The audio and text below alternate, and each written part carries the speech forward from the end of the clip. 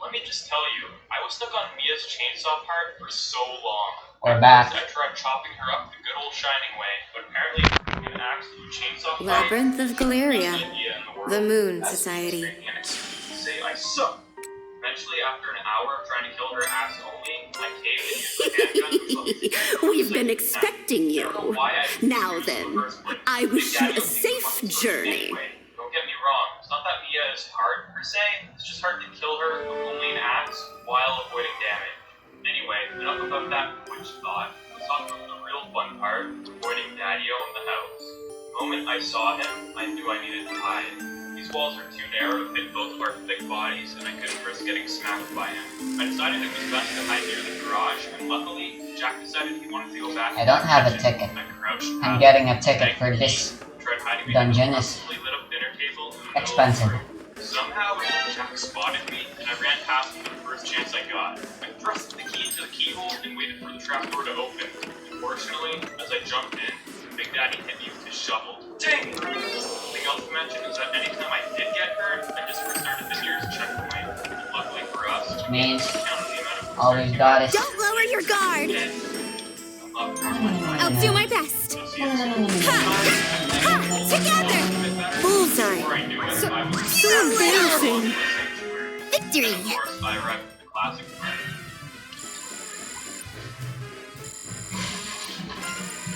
It was now time to destroy the I'll keep getting better and better! Being a man and fighting Jack face to face, I immediately ran for my life, grabbed the car keys, and rammed into him as hard as I could. I don't see my team changing anytime soon. Now, somehow I survived the crash, but I'd like to do something about my damage problems. Car explodes. I take no damage, by the way, and Ethan takes a big old Although I can get rid of the war splitter at this point. I grabbed my gun in one hand, slipped back my hair, burst into the room, and freaking ran away as fast as I could. Pretty bad, man. Now to take care of the molded, then cut them once or twice with my knife, run away to let them attack me, and then repeat that over and over again until they were dead. At that point, I'd run to the save room, And I'm gonna go back to a sword. I know, not the bravest move, but it's all I got. Here, I was lucky enough to get the scorpion key. I grabbed the shotgun from the spare room and went to grab the working shotgun. What the fuck? Being the dummy I am, I went to grab the shotgun, but a big F you popped up on the screen and denied me my Second Amendment rights. I thought I was screwed, but look at these moves. They don't teach that in the academy. By the way, if you guys are enjoying this video, give me a fat like, as it really helps out my channel. Next up is the fight with Jack. And guess what? Ethan falls for the second time. Remember how I said, don't bring an axe to a chainsaw fight? Well, this time, I brought a pocket knife to a double chainsaw fight, and I was desperately trying to save every piece of ammo I could. This made the beginning of the game 10 times harder. It's an oddly fitting shield to have. 40 minutes just to get through this fight unscathed. Finally, I killed Jack with the chainsaw and ran as far away from him as I could, so his exploding mess didn't hurt me. Or Ethan must have been terrified, so he was shaking like a leaf. Here, I put my pennies in the Never mind, it uses both one hand. Next thing, get a move. Let me ask, are you guys ready for the toughest part of the run? Old Marguerite situation. Why is it so tough? I have one letter for you. Bees. Yes, I'm calling them bees. Don't correct me and say they're wasps or whatever else you friggers like to call them. I'm calling them bees. In a regular playthrough, bees aren't much of a problem. Take their hundreds of stings, walk it off like a champ, and continue on. But unfortunately, that won't cut it for this run. I can't get stung by a single bee because if I do, I'm a failure and might as well hang up my gaming challenger belt forever. It's all or nothing, baby. Now then, it's time to introduce my Nike strat. Many of my fans know this donkey ravioli exclusive move. It involves me throwing on my Nikes, moving at the speed of God himself, and avoiding any horrible repercussions of fighting like a man. And that's how I yeeted my way around the first beehive. Blah blah blah. I won't go into detail of what I did in this house, but just know I did tons of restarts and wasted lots of ammo on beehives. Then I came across the scariest thing I've ever seen in any of my travels. I noticed a light coming from the wall, and I decided to go check it out. To my surprise, Good enough. it was Marguerite. Something was off. Sure, it's a He seemed to two-hander. be walking into the wall and was totally oblivious to my presence. These spirit guys probably should be trying to murder me. I just closed the door on her and pretended nothing happened. Ethan falls for the third time. point, but using my enhanced handgun Fine, I guess. stop her from sending in her V-hurt, I just sniped the big boy beast. After doing this for a short period of time, I won the fight without a scrap. Not much to say about Spider-Girl's fight. Sure, it took me multiple attempts, and I was stuck on this part for a while, but in the end, I did it. I made it to the attic, used my Nike strap, and played Lucas's game. Now, I'm just gonna say, what the frick, Ethan? Put his hand deep inside of the deputy, but he didn't even roll up his sleeve. Well, it was already rolled up, I guess, but he didn't roll it up to my satisfaction. Am I the only one annoyed by this? This is not rolled up yet. The freaking booked it down the stairs after I got that key and opened the door just in time. Go, go, go, go! I can't breathe anymore. Jesus Christ. Okay, you know what? Enough of these games. I've been seeing this old lady all around the house, and it's time to interrogate her. Hey! Yeah, I'm talking to you. Listen up, whore. You're gonna tell me what the time on the clock is? Or I'm gonna shove this knife so far up your ass, you'll turn into a kid again. Tell me!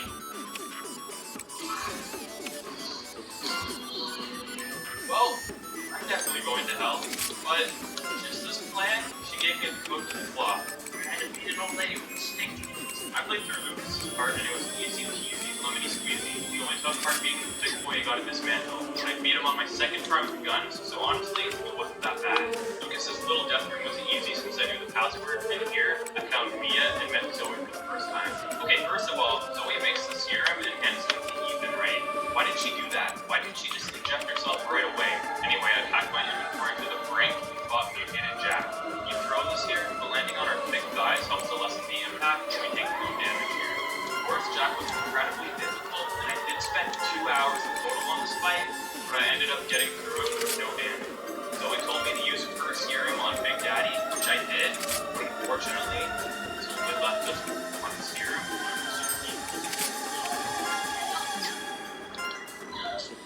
Hopefully you die quick! Sorry! But yeah, now it's time to play as Mia. Evelyn is being herself, you know, murdering innocent people, creating terrifying monsters via self-reproduction. You know, normal 10-year-old things. In between years, I tell you.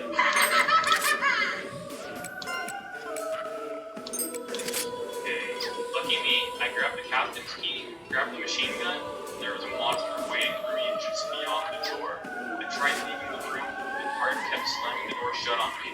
So I put on my big boy pants, planted a bomb on the other side of the door, It's the same, huh? shut it again. And when he did, he got the biggest surprise of his life. And Mia saves Ethan, and guess what?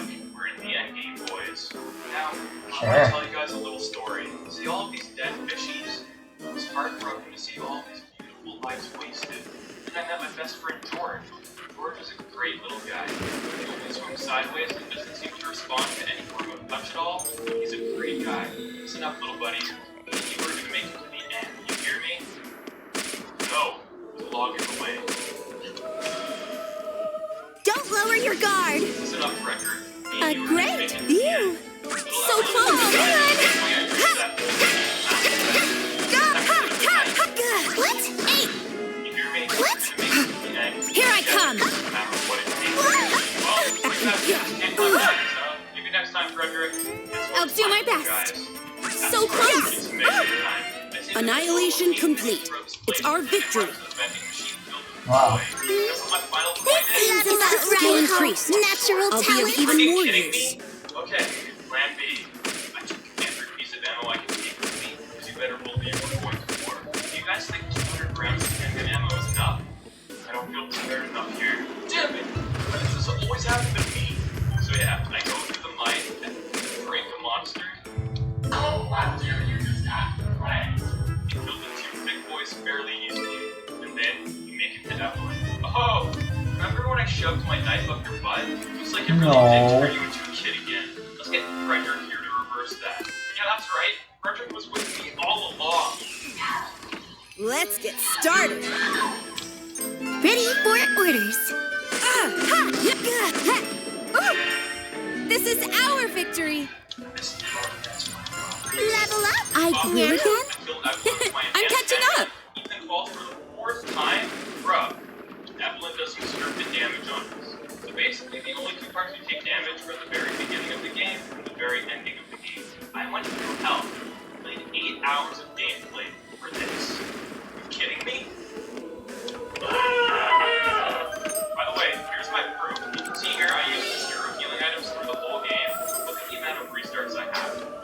restarts, and 60 item boxes. Oh shit, this place has the potential to be really big, huh? Can you beat Resident Evil 7 while taking no damage? Unfortunately, no you can't, and like I said, it's only because of the very first and the very last enemies in the game that put unavoidable damage on you. It's always something. If you guys enjoyed this video, subscribe to me because I make new Resident Evil Gaming Challenge videos every week, and make sure you click that bell. Because if you don't click that bell, you pretty well aren't subscribed to me. Just make sure you click that bell. If you're interested, check out my Resident Evil 7 Night Vocal Challenge at the top here. Also, someone a couple weeks back called me gay for calling you guys thick boys. I'll see you thick boys in my next video. For real though, I'm not gay.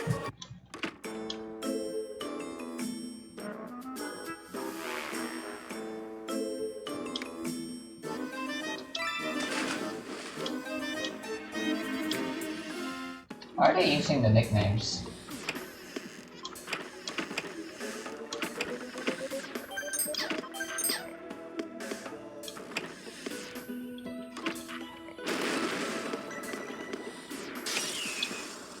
Let's get started. A great view. So close. Yeah. Ha! Whoa! We won!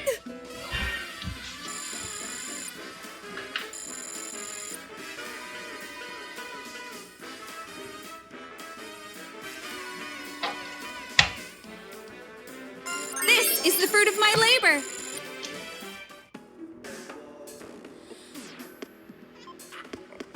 Hey, Mesops, finally. This symbol, commonly called a yin symbol, is a Tai Chi 2, meaning diagram of the supreme ultimate.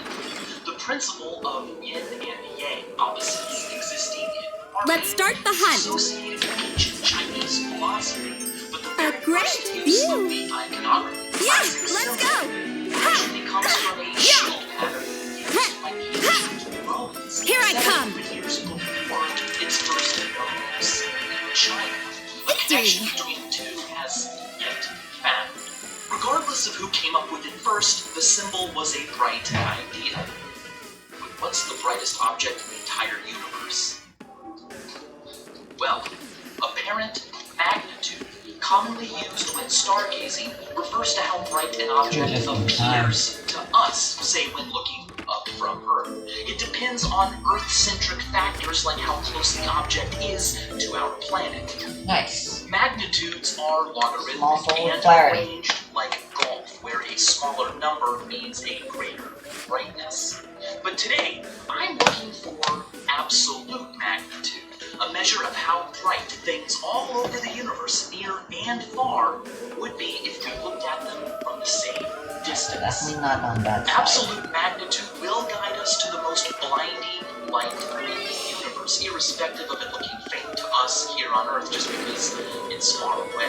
The difference is significant. A 100-watt light bulb placed closer than 8 centimeters, about 3 inches from your eye, will appear brighter than the sun in the sky. But that's not fair. If you could see the sun and the bulb from the same distance, the sun would be a septillion times brighter. That's bright. But the sun shines puny. Don't lower your guard. The rest of the cosmos. If you could line the sun up with everything else out there, Wow. giving every star and cosmological phenomenon a fair chance, A the sun's great absolute view. magnitude So close. Too bad. but check out Wide open. So embarrassing. I missed. It's a star in terms of volume, but it's 256 times more massive than our sun. It's the most massive star ever found, and it's also the brightest. Remember that lower absolute A great magnitudes view. are brighter. So close. Easy. Release. And Our sun. So embarrassing. Negative 12.6, which means it is Be impressive. 7 million times So close. than our So sun. embarrassing. What? I missed? When a giant star dies, Ready it for explodes orders. violently, but So it's close. as a supernova. As I mentioned What? in my video, I missed? What? supernovas can eject terrifying flashes of radiation. Ready for orders. Gamma rays. stars. Done. A typical That gamma went ray well. burst releases as much energy in a few Oh, seconds did I get as struck? our sun. Did I get one struck? step closer to the Patience. top. This is the fruit of my labor. Skill increased.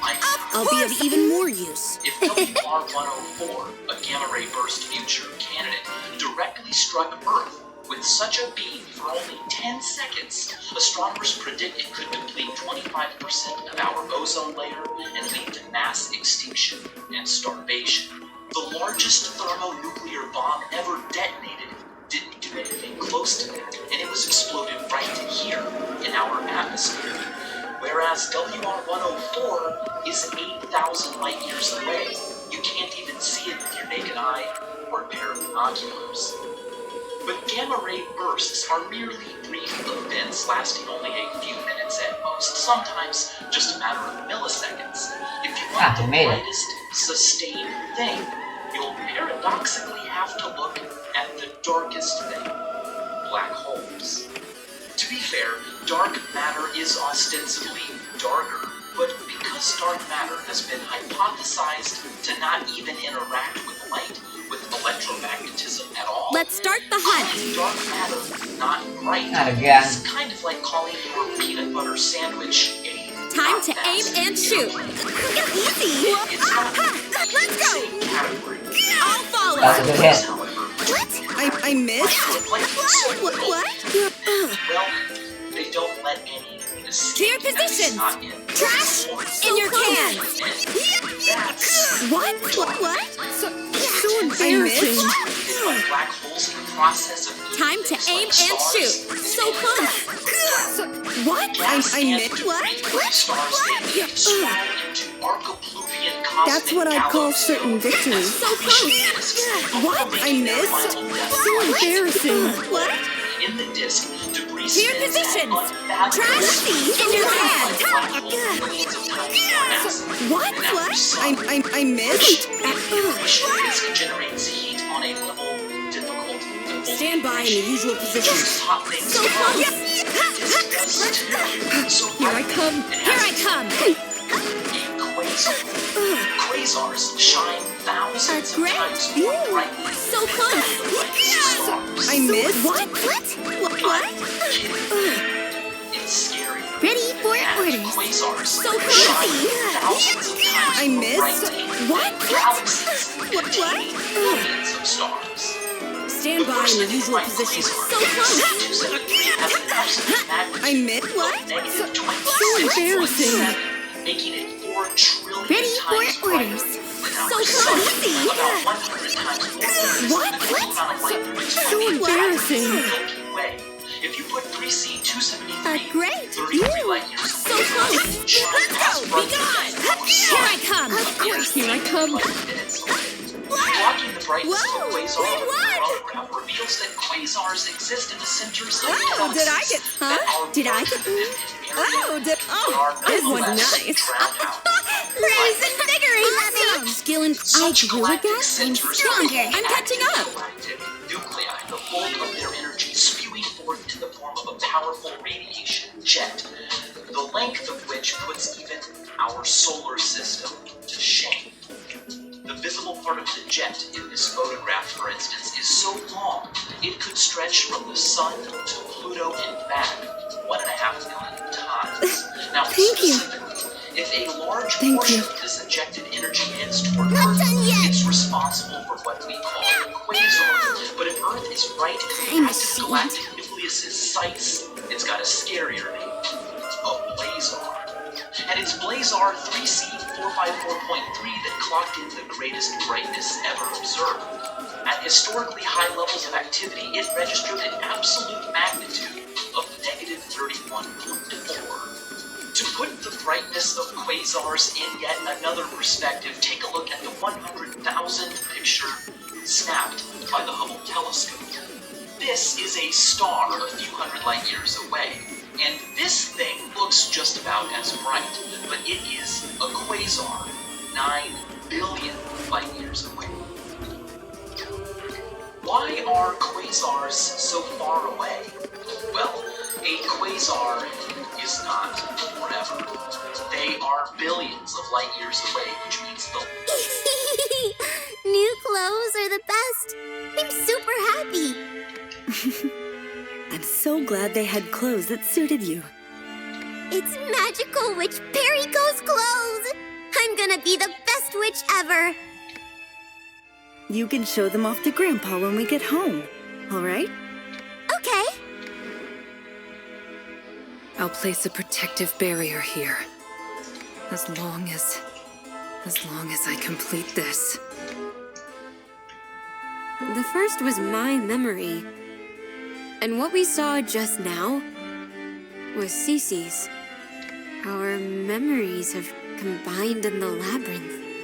I see. Okay. That must mean she's in the labyrinth as well. How do you figure? So it seems. But as long as you have the puppet soldiers, you'll be ready for any battle coming your way, correct? Pretty much. They're kind of busted. It's easy for you to say. It's Fanty doing all the hard work. Fanty?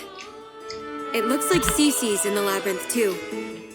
Be sure to keep your head on straight. I don't think I have anything to worry about. Ah!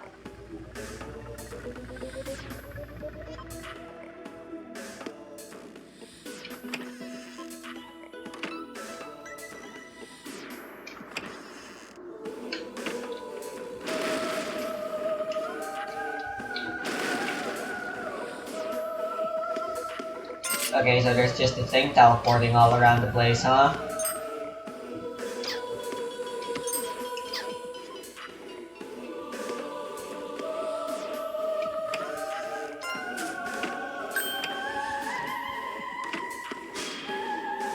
Let's get started. Ready for orders. So close. Let's go. At Hunt least done. it's the Thanks for the superpowered hard giant. work. Meow, meow.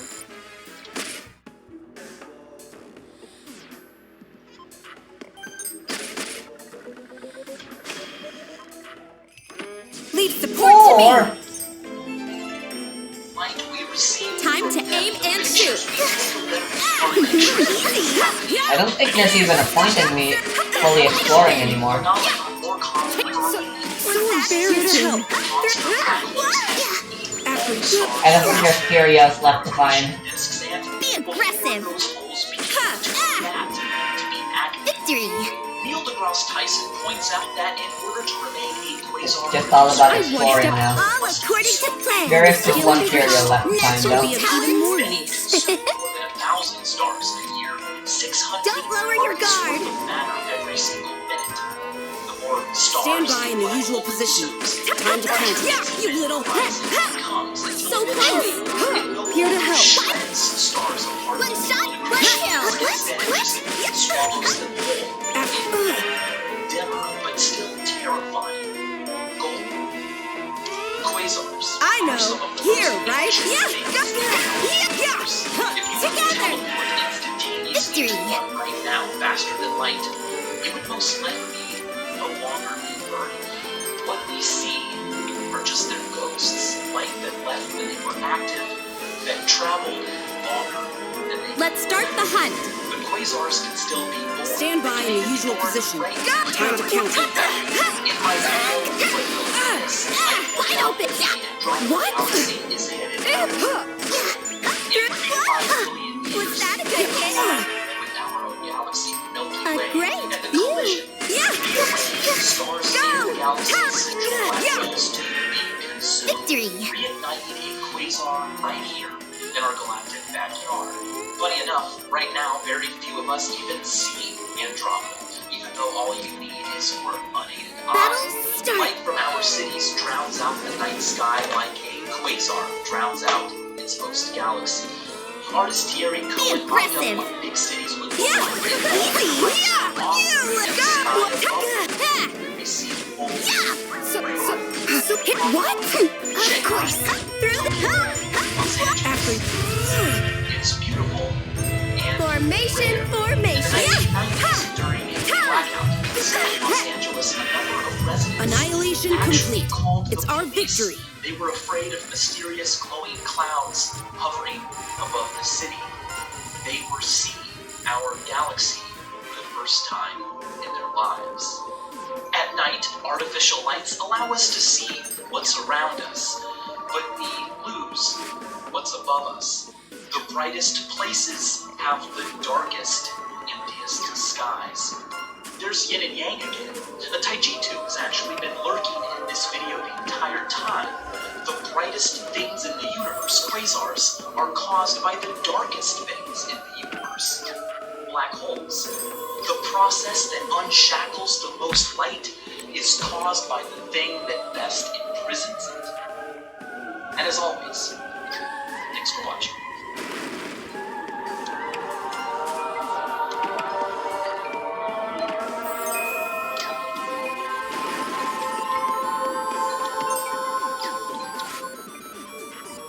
I need to find this switch.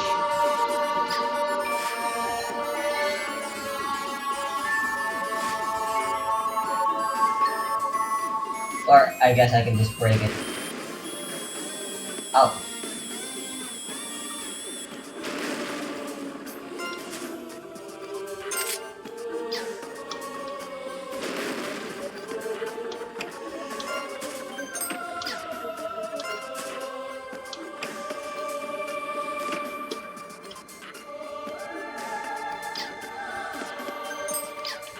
Yeah.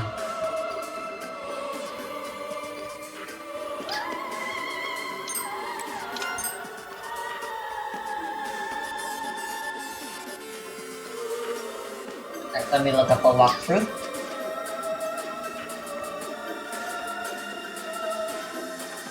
Real quick.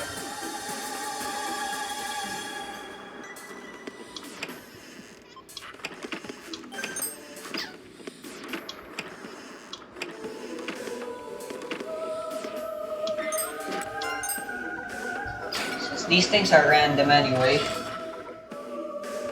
We should just keep going. Alright. Cartier Vita 1 through 36. There's another grinding spot, yep.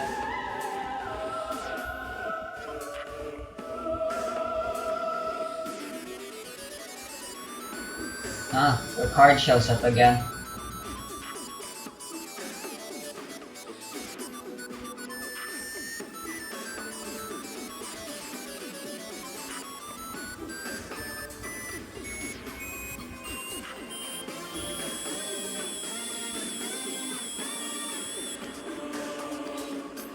Yeah, there's still a lot of game to go through, huh? There are just two categories of this invariant. Either a knot is tricolorable, or it's not. Identical knots must match, so if one knot is tricolorable and the other one isn't, then you know they're different knots. It's hard to believe that tricolorability is constant across any possible projection of the same knot, but since you only need Ritemeister moves to move between projections, we just need to prove that it isn't affected by Ritemeister moves. The twist is easy, everything's one color already, and it stays that way. With the poke, the intersection of two colors means that the loop formed must become the third color, so we have three colors at every intersection. With the slide, you never have to break tricolorability because you start with three colors at three intersections, and then switch one intersection. I'm sure I'm not the only one, but I have my eye on the minimap most of the time for dungeon crawlers. And I think it's really helpful to have experience playing tank control games. Is that a line dance? Because of that. Here I come! You can't use at least two colors to color it in. Although it is good that this game and most other modern dungeon crawlers give a lot of incentive for you to look at the main screen rather than just the map. Here to help. This game has like enemies all around you, Be aggressive! that you either wanna fight a lot of or just try to avoid what puzzles that require you to look at outside of your The map. next knot after the trefoil, the figure 8 knot. Oh, did I? And the game I'm playing right now has been Odyssey. One stronger? So how do we prove that this is different from the unknot? This is the fruit of my labor. I'm struggling. I'm catching up. Has the whole map drawing gimmick. Much more powerful invariant called So you need to look where prime number outside of the besides map 2. so you can draw Instead the of map. using colors, we'll number great. each Invisible strand enemy. into Great. between 0 and Everything's Oh, T-1. shit. going Color ability has 2 rules. First, you must use at least 2 Here to different help. numbers. Of course. Second, at crossings, 2 bottom strands added together and divided by B Aggressive. must give the same remainder as twice the top strand. All I did was divided by fulfill B. my duty. Tricolor ability was just a Of simple course I version have of this. experience. If we go from 3 to 5 color ability for the figure 8 knot, we can number the strands 0, 1, Good and morning. then this strand must give a remainder of 0, so 4, and this strand must give a remainder of 2, so 3. This knot is 5 color Gotcha. ability, so it's not the unknot. P color ability is a huge tool. The unknot is completely uncolorable, so any knot with any color ability can't be the unknot. P color ability still doesn't cover everything. Some of the most powerful invariants right now, the ones that can distinguish between the most unique knots, are polynomials. The Alexander polynomial was the first one Awakening discovered pack. back in 1923. I feel like I have some of those already, but what do they do? Like P color ability, it relies on only 2 rules. The first is that the Alexander pretty weak. polynomial of the unknot is equal to 1. The second Unless those is that you can skills zoom are in good. on any single crossing Very of a much knot not working. and vary it in 3 possible Ooh, positions. knocking a wall. Forward, backward, and separate. The Alexander polynomial gives a relationship good between the ability 3 to resulting steal. knots. Let's do an example. What's the Alexander polynomial for the unlink? Well, if we zoom into this separate crossing and then vary it, we see that the other 2 knots formed are both the unknot. So we can plug in 1 for both of them, and we get that the Alexander polynomial for the unlink must be 0. Then we can do the same for the hop flink, taking this crossing as the forward crossing, then seeing that the backward crossing gives us the Bullshit. unlink. Hunt them The separate down to a crossing is 1. the unknot, so the I swear, the enemies is minus t to the half plus t to the pass minus fine to you regardless of whether or not they've seen you or not. When we vary this crossing, Take that. we Here get I the come. backward crossing gives us the unknot, and the separate crossing gives All I the did hop was flink. fulfill my So duty. the Alexander polynomial is t minus 1 plus t to the negative. Patience is Feeling the only alright? way. The polynomial is designed so I'm that we catching get up. separate results for as many knots and links as we can. And this is recursive. We can calculate the polynomial forever for bigger and bigger knots. The Alexander polynomial stood unchanged for over 60 years as the knot invariant of choice. But in 1984, it was upended by an unlikely discovery.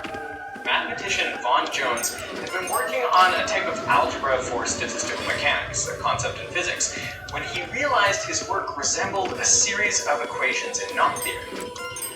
He traveled to New York to consult knot theorist Joan Berman at Columbia University, who helped refine his equations into a knot invariant. They met again a week later and tested it against knot diagrams from Berman's filing cabinet, quickly realizing Jones had discovered a brand new polynomial invariant. He scribbled down all their work in a 15-page letter. The Jones polynomial is like the Alexander, Damn. but with the more specific equation for the second rule that lets it distinguish many more knots. For this discovery, Jones won the Fields Medal in 1990. The first I can take all of ya. polynomial invariant kicked up a fervor in knot theory. Just That's what months I'd after call Jones' certain result, victory. six mathematicians Let's go. independently found polynomials, two variables instead of What? one. So The editors of the embarrassing. American Math Society published all their papers together, naming it the Homfly polynomial. Stand by in the Two usual Polish position. mathematicians Time to missed the count. news and discovered it again Too bad. on which it became the Homflight Here polynomial. I'm. Serious? Whoop, whoop, yeah. None of these invariants works alone. This is Just our like if you were victory. searching for a person, you'd start by checking a first name, Oh, did and a last name, I'm and one a step birthday, closer. and I'll keep so getting on, better and better. as you This narrow your search down to awesome. just one Yeah. person. Similarly, knots have dozens of invariants, which, when taken together, uniquely identify them. With invariants to prove if knots are different, and Reidemeister moves to What was that? There was quite the commotion just now.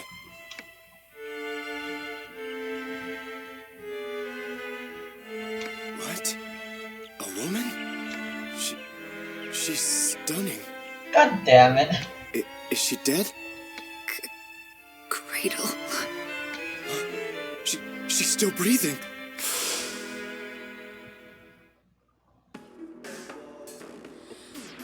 The game's text has a lot of... I've already mentioned this, but it's most prevalent with Nachiru. So close. There's just a lot of not things the writers like to include into the thing. We won! Gore, too, alongside it. Were they trying to increase the age rating of the game?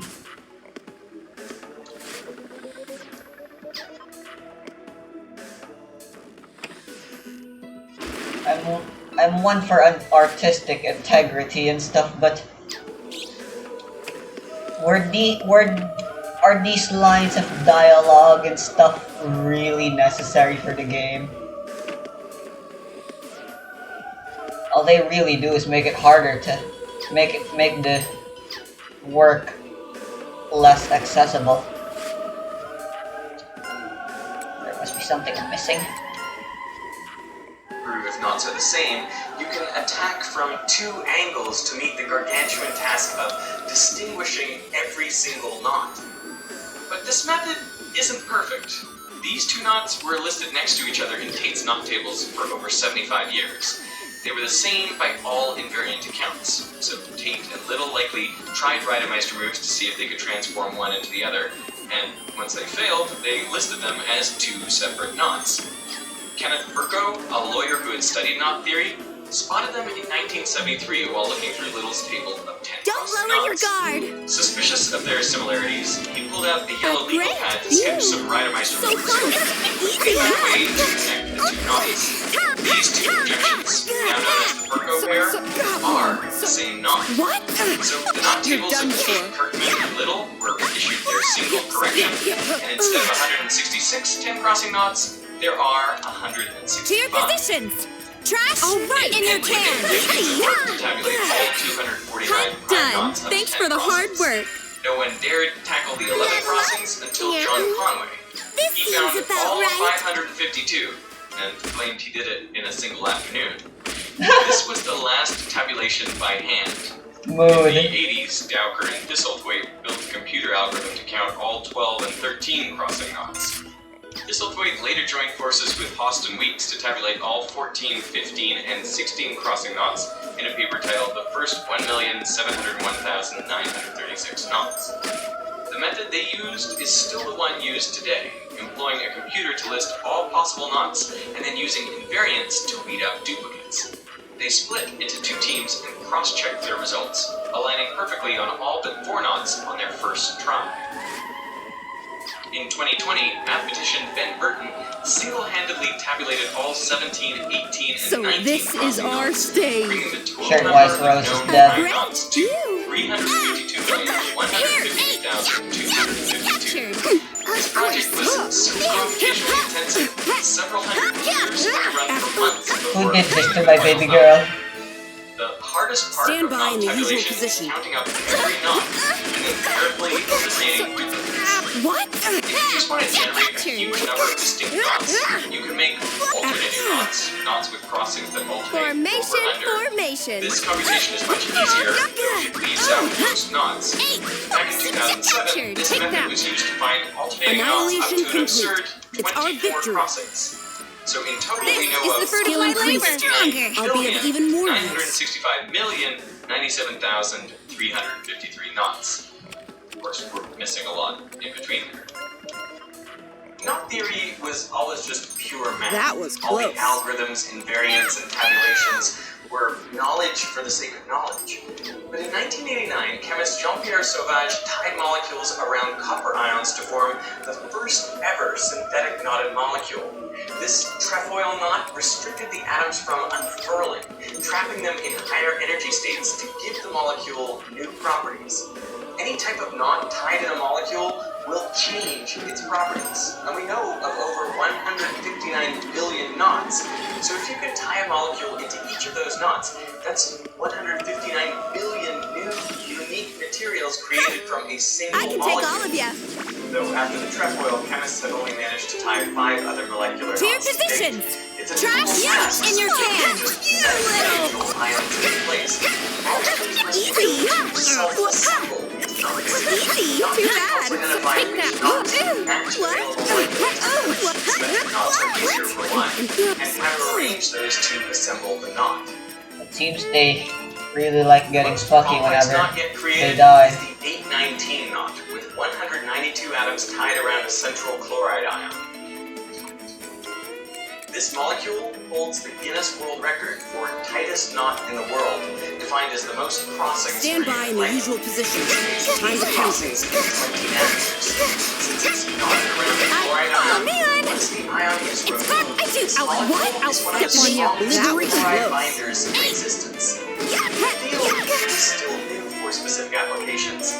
Chemists are just focused on creating molecular knots before thinking about materials development. But they hope to eventually build things like durable fabrics stronger than Kevlar. Knot theory is also critical to biological processes that have saved I can't victory banquet. lives. Bacterial DNA consists of a single loop of the double helix molecule.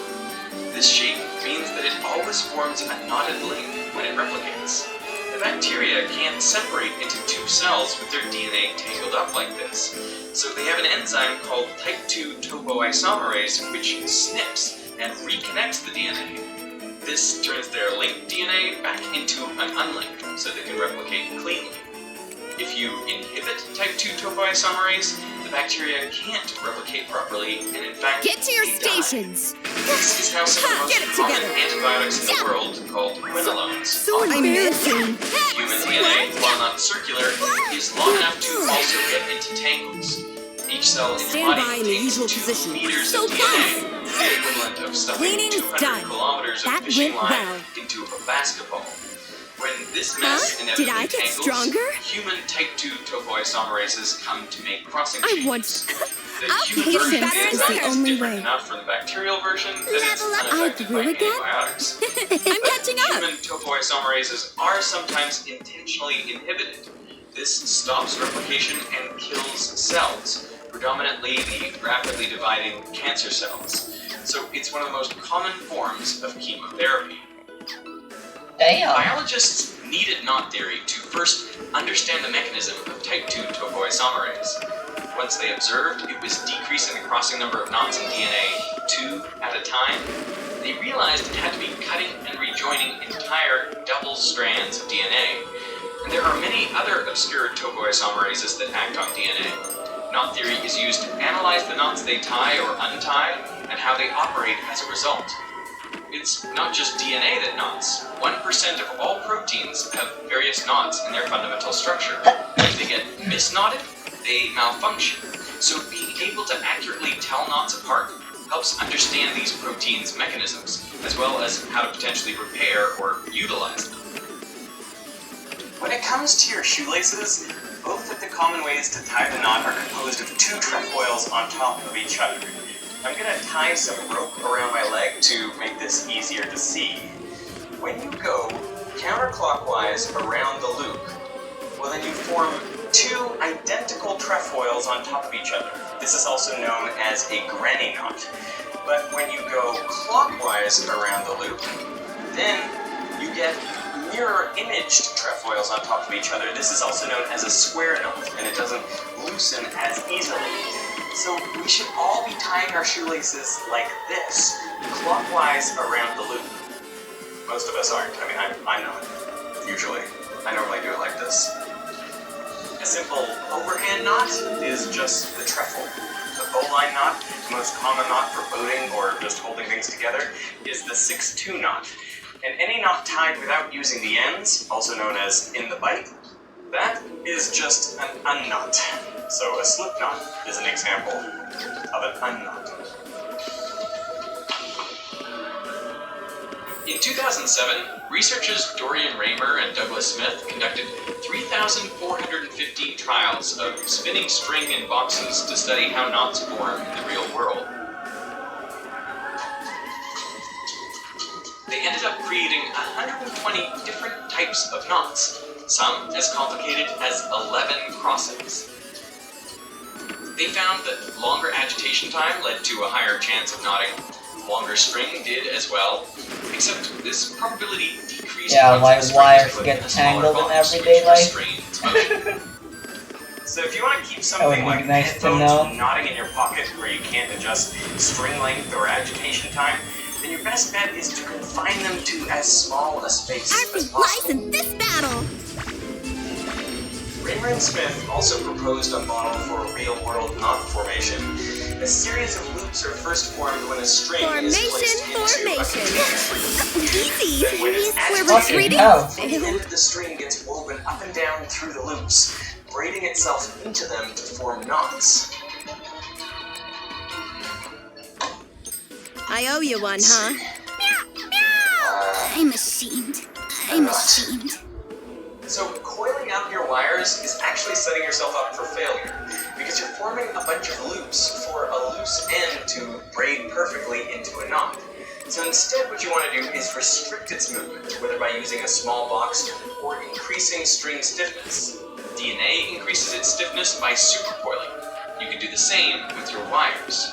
I just double it up like this, and then I twist from the middle, and this is going to stiffen the length of wire. Now, this is naturally going to want to sort of coil in on itself, and it's going to look like a big tangled mess. But all you have to do is take the opposite ends of the headphone and pull apart, and there's no tangles, no knots. Their study won an Ig Nobel Prize. It has been cited in studies of knots in surgical catheters, and even linked to an Apple patent for stiffer earbud wires. Knot theory began as a failed theory of everything. And for the next century, it was a standalone field of math. So propelled this by is our nothing more than stage. intellectual curiosity. But in recent years, it's Stand by in the reclaimed usual its original position. potential. Let's go! Knot theory Let's is go! the theory of everything, from headphone tangles to material science to I chemotherapy. missed! Take that! In I 1885, missed. Calvin gave a presidential address to the British After- Institution of Electrical Engineers about his failed atomic theory of knots. Formation, I am afraid I must formation! end by saying that the let's theories go. are so great in the way of forming anything like a comprehensive theory that we cannot even imagine how fingers Why don't- pointing here in I the way come. that leads us towards the Was that a explanation. good hit? But this time next year, this time 10 years, this time 100 years. I cannot doubt but that these things, which now seem to us so mysterious, will be no mysteries at all. The scales So will fall from our embarrassing. eyes, and we shall learn to look on things in a different way. That which is now a Meeting's difficulty done. will be the That only went well. common sense and intelligible way Oh, of did I looking get at according science. to plan? Level up! I'm stronger! Knot theory is a perfect example of how knowledge in one area can become a tool to understand countless others. From learning how to tell a trefoil apart from an unknot, knot theorists have built all the way up to discovering brand new proteins. If you want a quick and easy way to build out your own mental toolkit, you should absolutely check out this video sponsor. Should have known we'd see this thing again Brilliant is the someday. best way to learn about almost any concept in math, data science, programming, and more. They even have a computational biology course where you can apply concepts from this video to folding protein chains. With Brilliant, you just set your goal and they'll design the perfect learning path to help you reach it, equipping you with professional tools along the way. Want to harness the tools of a data scientist? Brilliant's newest course, Predicting with Probability, is the best place to get them. The course has everything you need and nothing you don't to start building your data science skills. There is no coding required. You'll learn easily. It's been a couple of floors by now. Compare distributions and match the fundamental concepts. Why did I break that? All while working. I'm pretty sure there aren't any curios left for me to You'll learn to find. answer questions like which airlines have the least delays due to weather, and how much more unruly passengers have gone since the pandemic. Data skills are absolutely necessary to navigate our world today, and Brilliant is the best place to get them. Beyond their data courses, Brilliant also has a massive content library, all of it highly visual, interactive, and incredibly easy to understand. It's more than just a learning platform, it's your path to understanding the world of math, data, and computer science.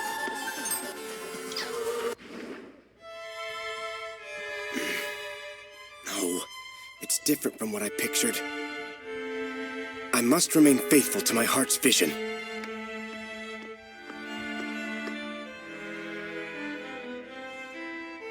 Ah, you've awoken. The doctor said you were all right, so I went back to work. Was I making too much noise? You took care of me? Oh, yes. But I'm not responsible for your current attire. It appears as though you've saved my life. I am Cecilia. Who might you be? Cecilia, huh? I'm Bisto Maldur. These are the original residents of the manor? As you can probably Although, tell... the manor already exists. Maybe you can't. I'm a washed-up artist. Although, What is this painting? Will you be selling it? it's very Art isn't avant-garde. merely a product to be sold. The world is full of people whose studios churn out pieces, but that's not who I am. Oh? But then, how is it that you make ends meet? Ideally, I'd like people who actually like my art to purchase my works, but... I just remembered. There's something I want to give you. Let me know if it doesn't fit. I'll adjust it for you. Is this prosthetic? For me? An artist and can make prosthetics? Wow. What a dude. Damn it all! No!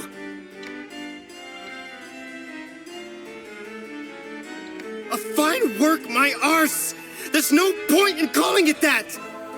If only someone appreciated my art. I could do it, if only I had a chance.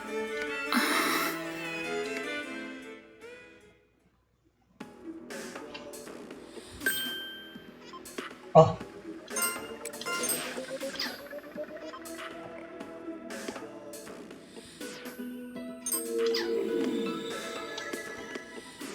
A wardrobe.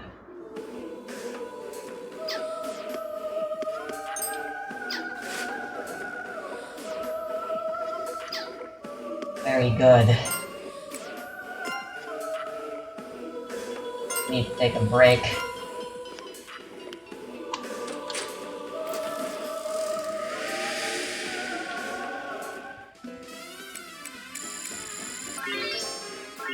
Oh, did I get strong? This Holy is the fruit of mother of Did mothers.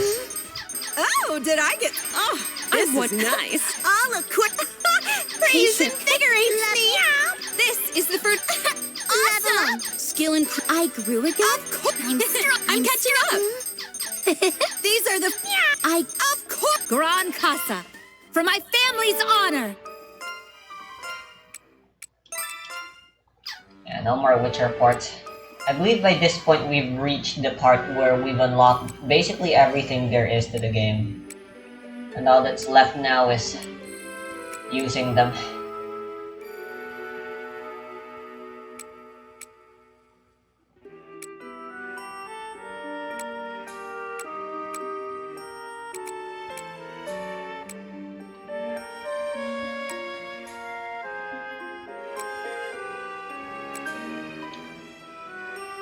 Ah, here we go. It was cheaper than I thought. Go back to exploring the apartment and Galleria. Apartment I can go without, but the labyrinth will be necessary. There are still locked chests here. Some I still can't even unlock yet still. Most likely until I progress the story a little further. Alright, this will speed things up greatly. Let's do this.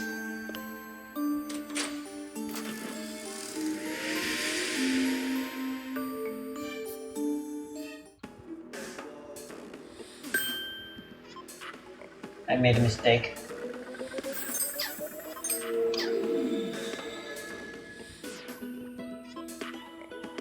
It stands still otherwise if it's not. Oyo Babu!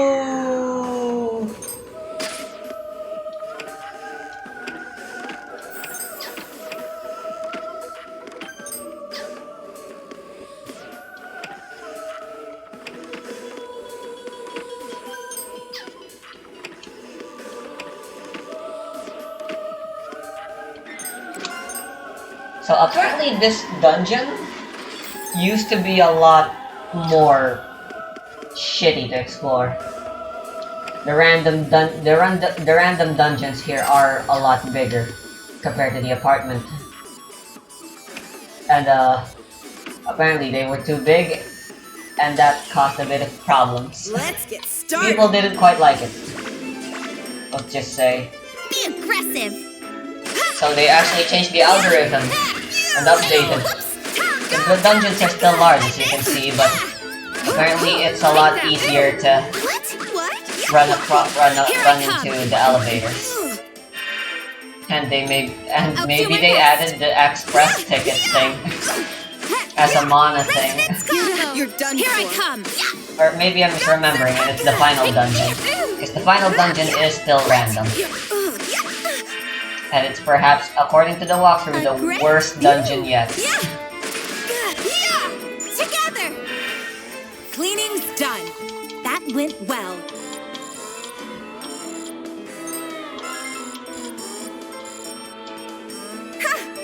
I can take all of you. Oh.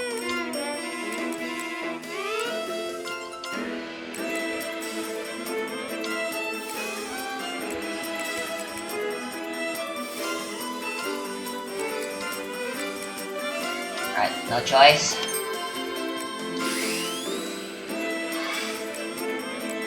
But to go hard.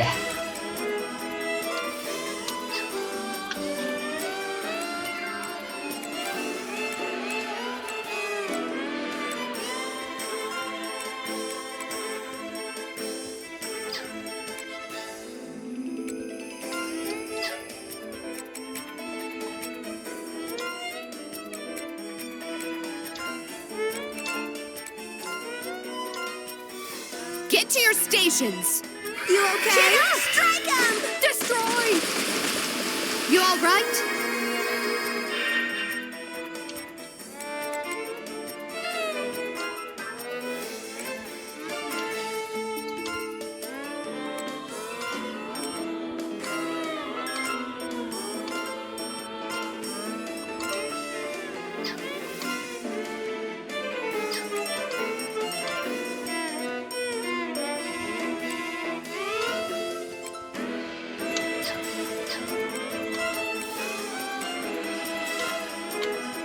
I'll give it. I feel the power. Go! Ah! Ta! Oh no! So embarrassing. Get to your stations. Oh, darn. Everything's going dark. And they counterattack hard.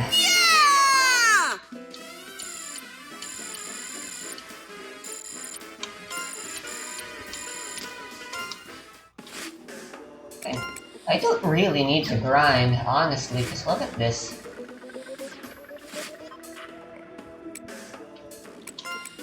XP just goes out the wazoo at this point in the game. Good morning. Considering we're this late in the game, I mean, again, the game is still so goddamn long. But I feel like I can give it out right here. I really don't like the battle system in this game. A lot of the game's depth, combat-wise, comes from the character building, it seems. After that, it's really... I hate that I'm saying this, but I can really compare the game's combat a lot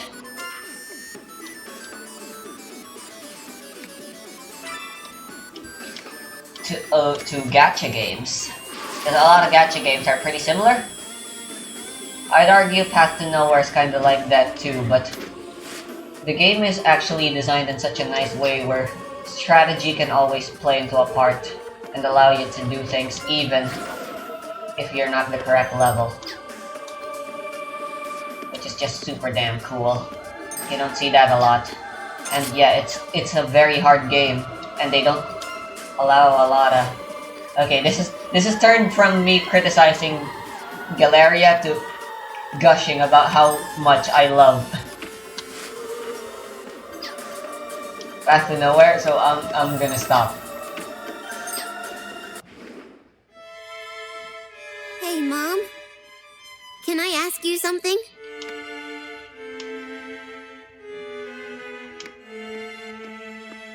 Need water. I'll be right back. What's the matter, Rue?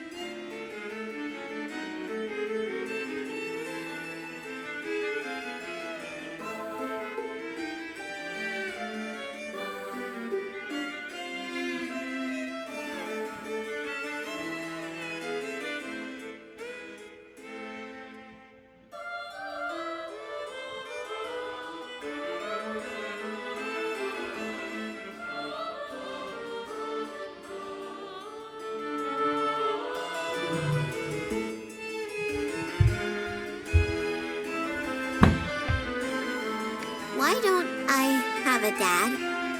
What? A dad? Yikes. Yeah, everyone else has one. Erina, Dinah, everyone. Right. He's not here right now. He's very far away. But you do have a father too. Translation, he's dead. I do? Really, Mom? That's right. And you also have a grandfather. You know I love you to bits too, don't you?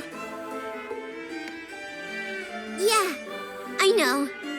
I love you too, Mom. Huh? What's this?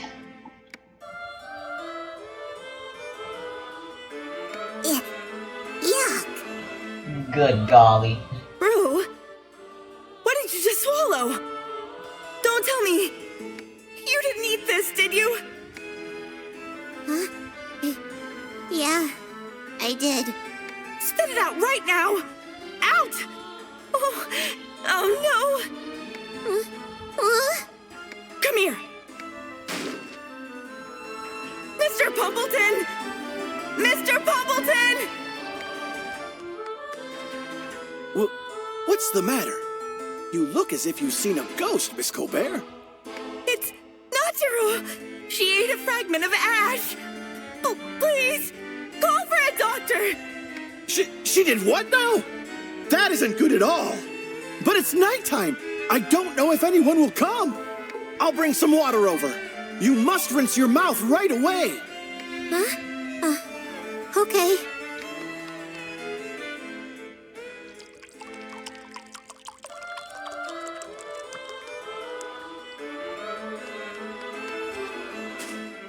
Come on, Rue. Rinse out your mouth. Hurry! We're going to the doctor. Oh, I'm sorry, Mom. I'm really sorry.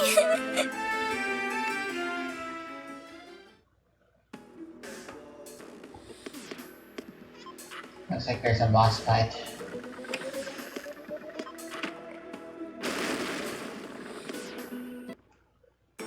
Ah, Ricard's already here. You sure are persistent. Let's start the hunt. Wanna see how persistent I am too?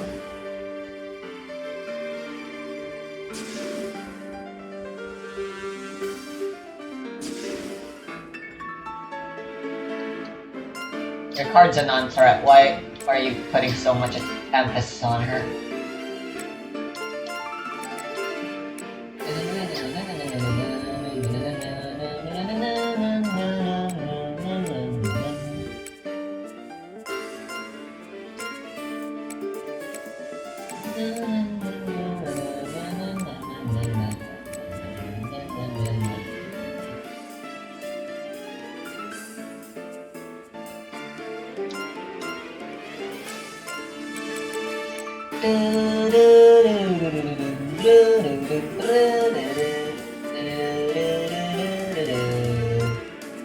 Ready for orders.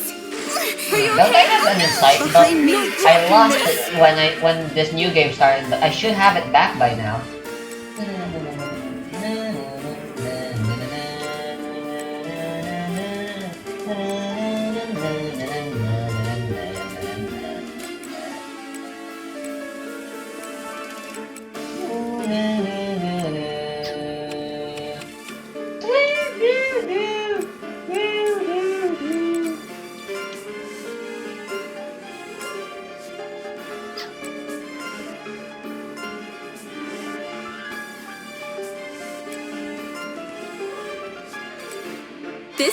This is stats. Woo! Formation. Ha!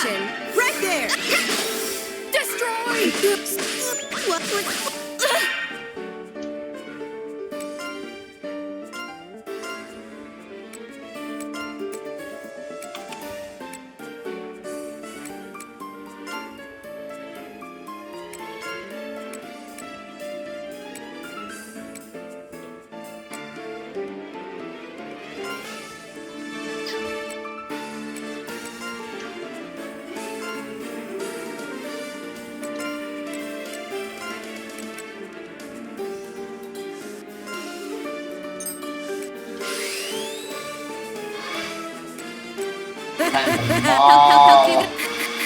Your I asses. feel the power. I know. Here, right? Ha! Go! Take it now. Be go. Let's go.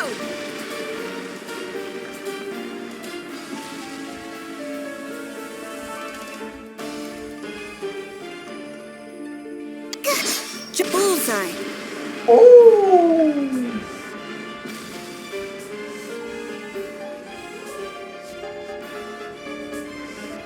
Destroy. Chin up.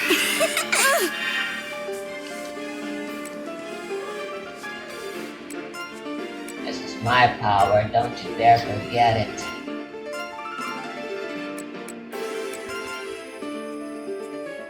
On easy mode. I know. Here, right? Let's. Now, let's go.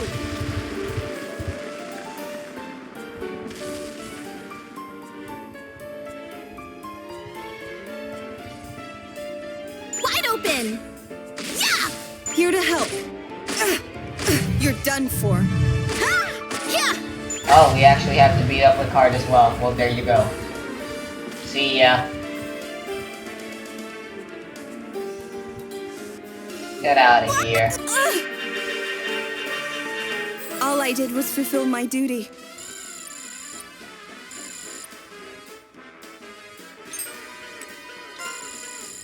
Oh, did I this, huh?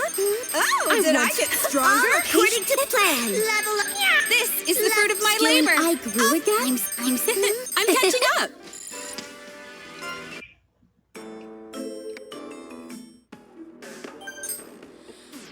Cat Pact. The sequel.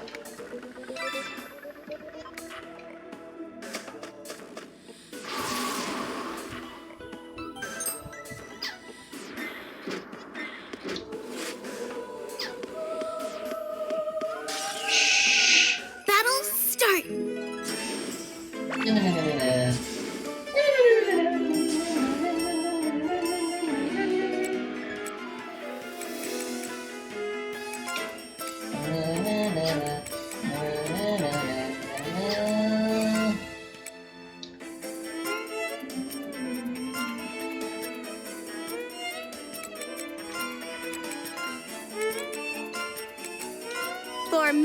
Formation. Chin up. You're not running away.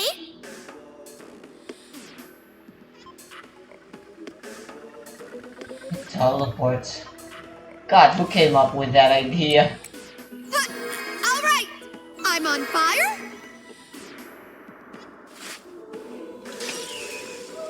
So this is our stage. Stand by in the usual position. Together. Yeah! Resonance combo! What? I missed? Yeah. 8. Here I come. Take that. What?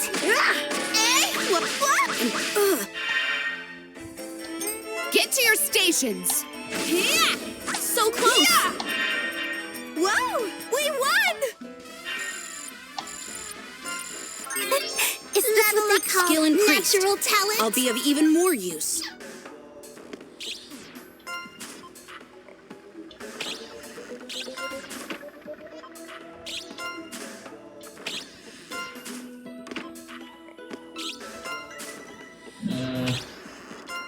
Oh no.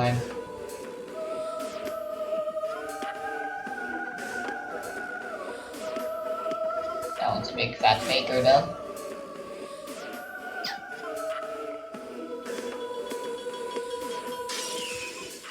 So this is our stage.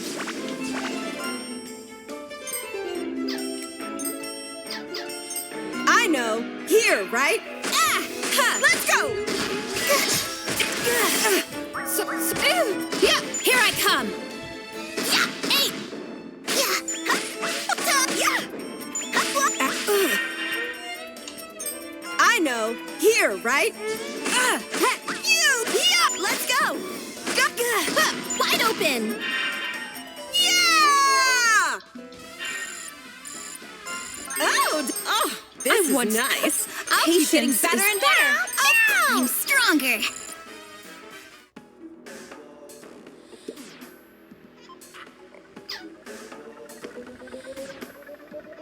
Good to know, I guess? Yes, exactly like that. If you chisel that part right there...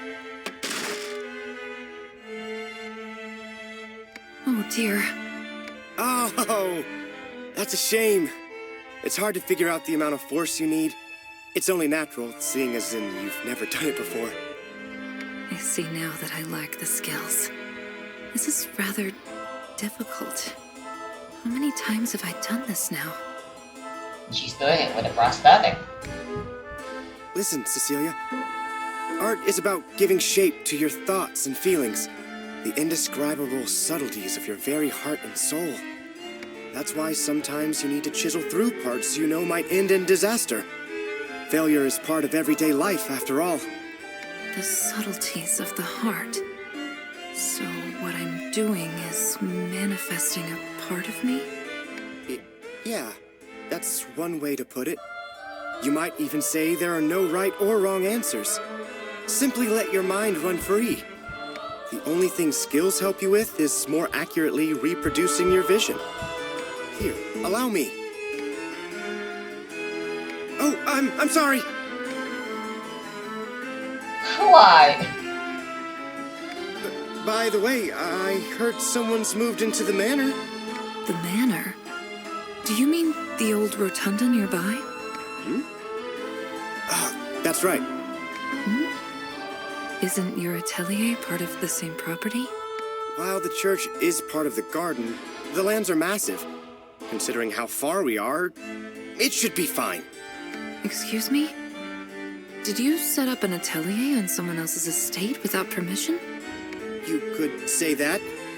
But it's so quiet, and the air here is so fresh. It does wonders for the imagination. I'm sure the owner wouldn't mind. It's all in the name of art, after all. You've quite the personality, Bisto. Say, Cecilia? What are your plans for the future? When I found you, you were collapsed in the forest covered in blood. And you called yourself a witch. There must be a story behind all that. Do you still not remember anything? Unfortunately, I don't. I see. Well... It appears I may have overstayed my welcome. I hesitated to say anything since you hadn't brought it up, but if you insist, I shall leave today. Please accept my apologies. I didn't intend to infringe on someone's goodwill. No, that's not what I meant at all. Here. Please accept my latest creation. I couldn't put my feelings into words. It's the subtlety of my heart, given form. This is simple and crude. But I feel a sincere, deep love from it. I want you to have it. Me?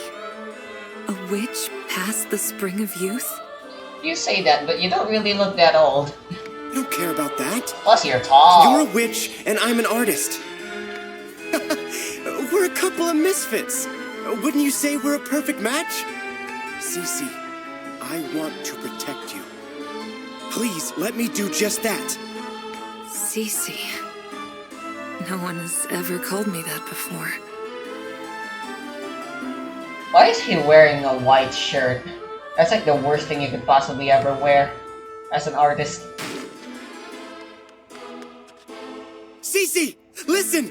I've got great news! You're in high spirits? What is it? Who wouldn't be? The manor's owner recognized the value of my art! He's going to become my patron! He was a little shocked when I told him about the atelier, but I'm free to continue using it. Finally, someone appreciates your work. Congratulations, Bisto. I have your constant support to thank. I'll invite the Marquis here one day. Of course, Bisto. Here, wipe your tears away.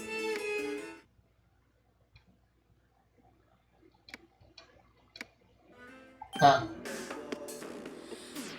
Oh, the witch's orders. Oh my, disobey.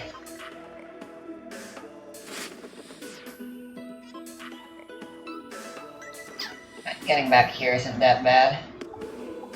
Although, just in case, I can probably place a floor portal.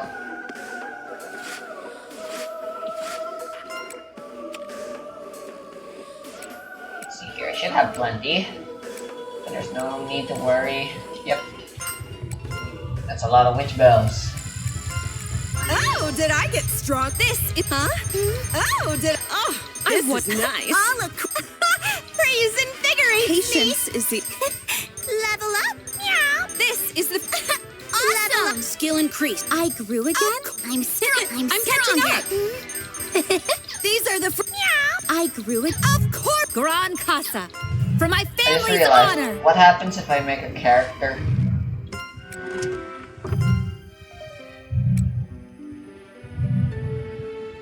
Ah, I can press X to change the type.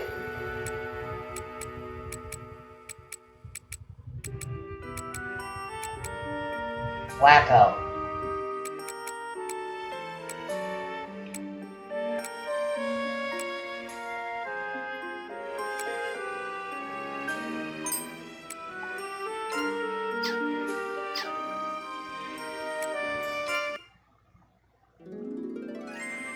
I see you finally returned. 2 whole days have gone by since you set off on your quest, Lantern Day Phantasmagory. Follow me, Handy. I must wake Nachiru before she grows too weak. Apologies for summoning you back.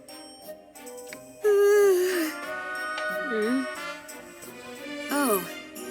Welcome back, Auntie. And I can't believe I'm saying this, but I just realized how much I actually miss Eureka saying, "Thanks for all your hard work." Nachi only ever just greets us back. Alrighty then. Why don't we do Fanty's auto-report thing? It'll basically tell us what happened, yeah? I thought Yuru could see everything through her prophecies. You think it's some sort of almighty power? That's the most pea-brained logic I've ever heard. Why at me? Excuse me? Why am I being insulted right now? Yeah. Come on, hurry along and get to writing. I saw everything that happened underground, so let me tell you about it instead. Wait, what? Wow, really? That's impressive. Is that how Fanty's power works? Or is it because Yuru is here with you now? Since when could you see through me just like Eureka did? I don't know. I'm unsure, but it seems like I've felt this before. Seeing what happened in the labyrinth. I feel like someone was able to do that. Oh, yeah. What's Periko up to? She must be exhausted. She's sleeping in Yuru's room right now. Damn. It's rather rare to find a Manania that feels tired, especially when it still has mana. I see. Hey, do you have any food? There's some preserved stuff you can have. Doesn't taste too good, though. preserved food. I thought the two of you would be living the high life and feasting all the time. Well, it's sort of due to our conservation mindset. I know I've got nothing to worry about with Yuru here, but it's just to be safe, you know? It's not like we have a lot of provisions anyway, hence why we'd prefer to avoid a prolonged fight. Right.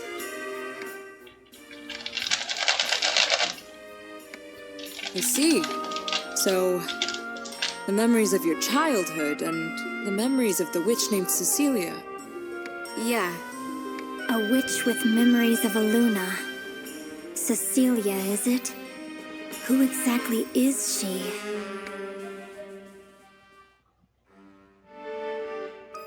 I'm pretty sure that could be a potential weakness. However much of a weakness it is. But I don't think Yuru can see the fates of other worlds, as well as any time travel shenanigans that might be afloat.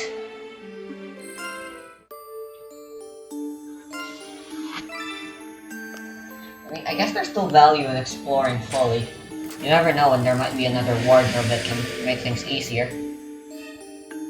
Exploration-wise.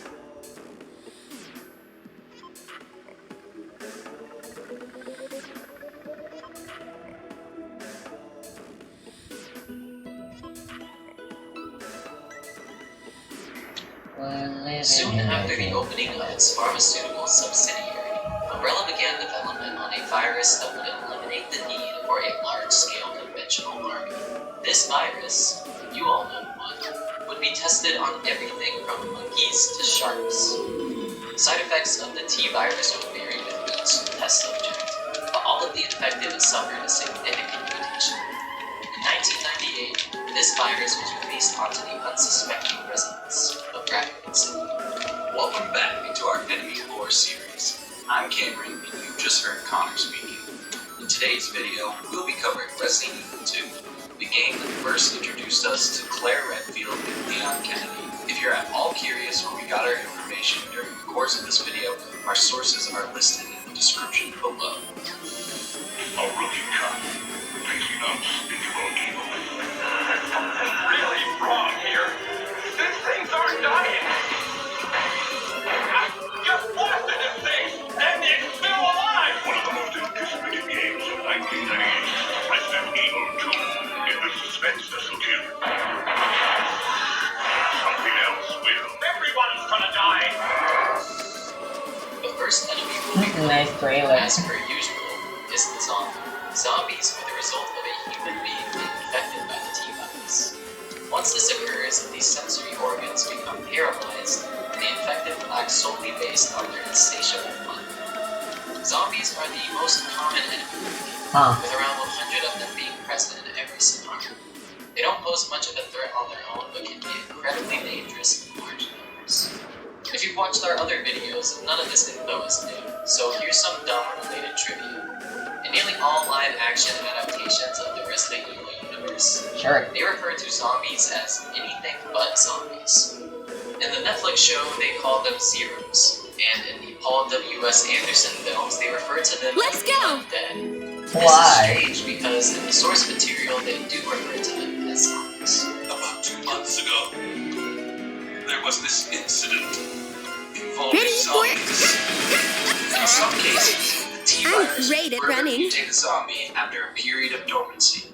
This process is known as V-Act and results in the creation of a liquor. During its transformation, the zombie's muscle mass increases so significantly that it bursts through the skin, the fingernails turn to razor-sharp claws, and the tongue grows extra long and becomes barbed. The mutation additionally gives lickers an impeccable sense of hearing to counteract their newfound blindness. This handicap allows you to silently move past these BOW abominations with careful movement. When in the presence of other enemies, this task can become rather difficult.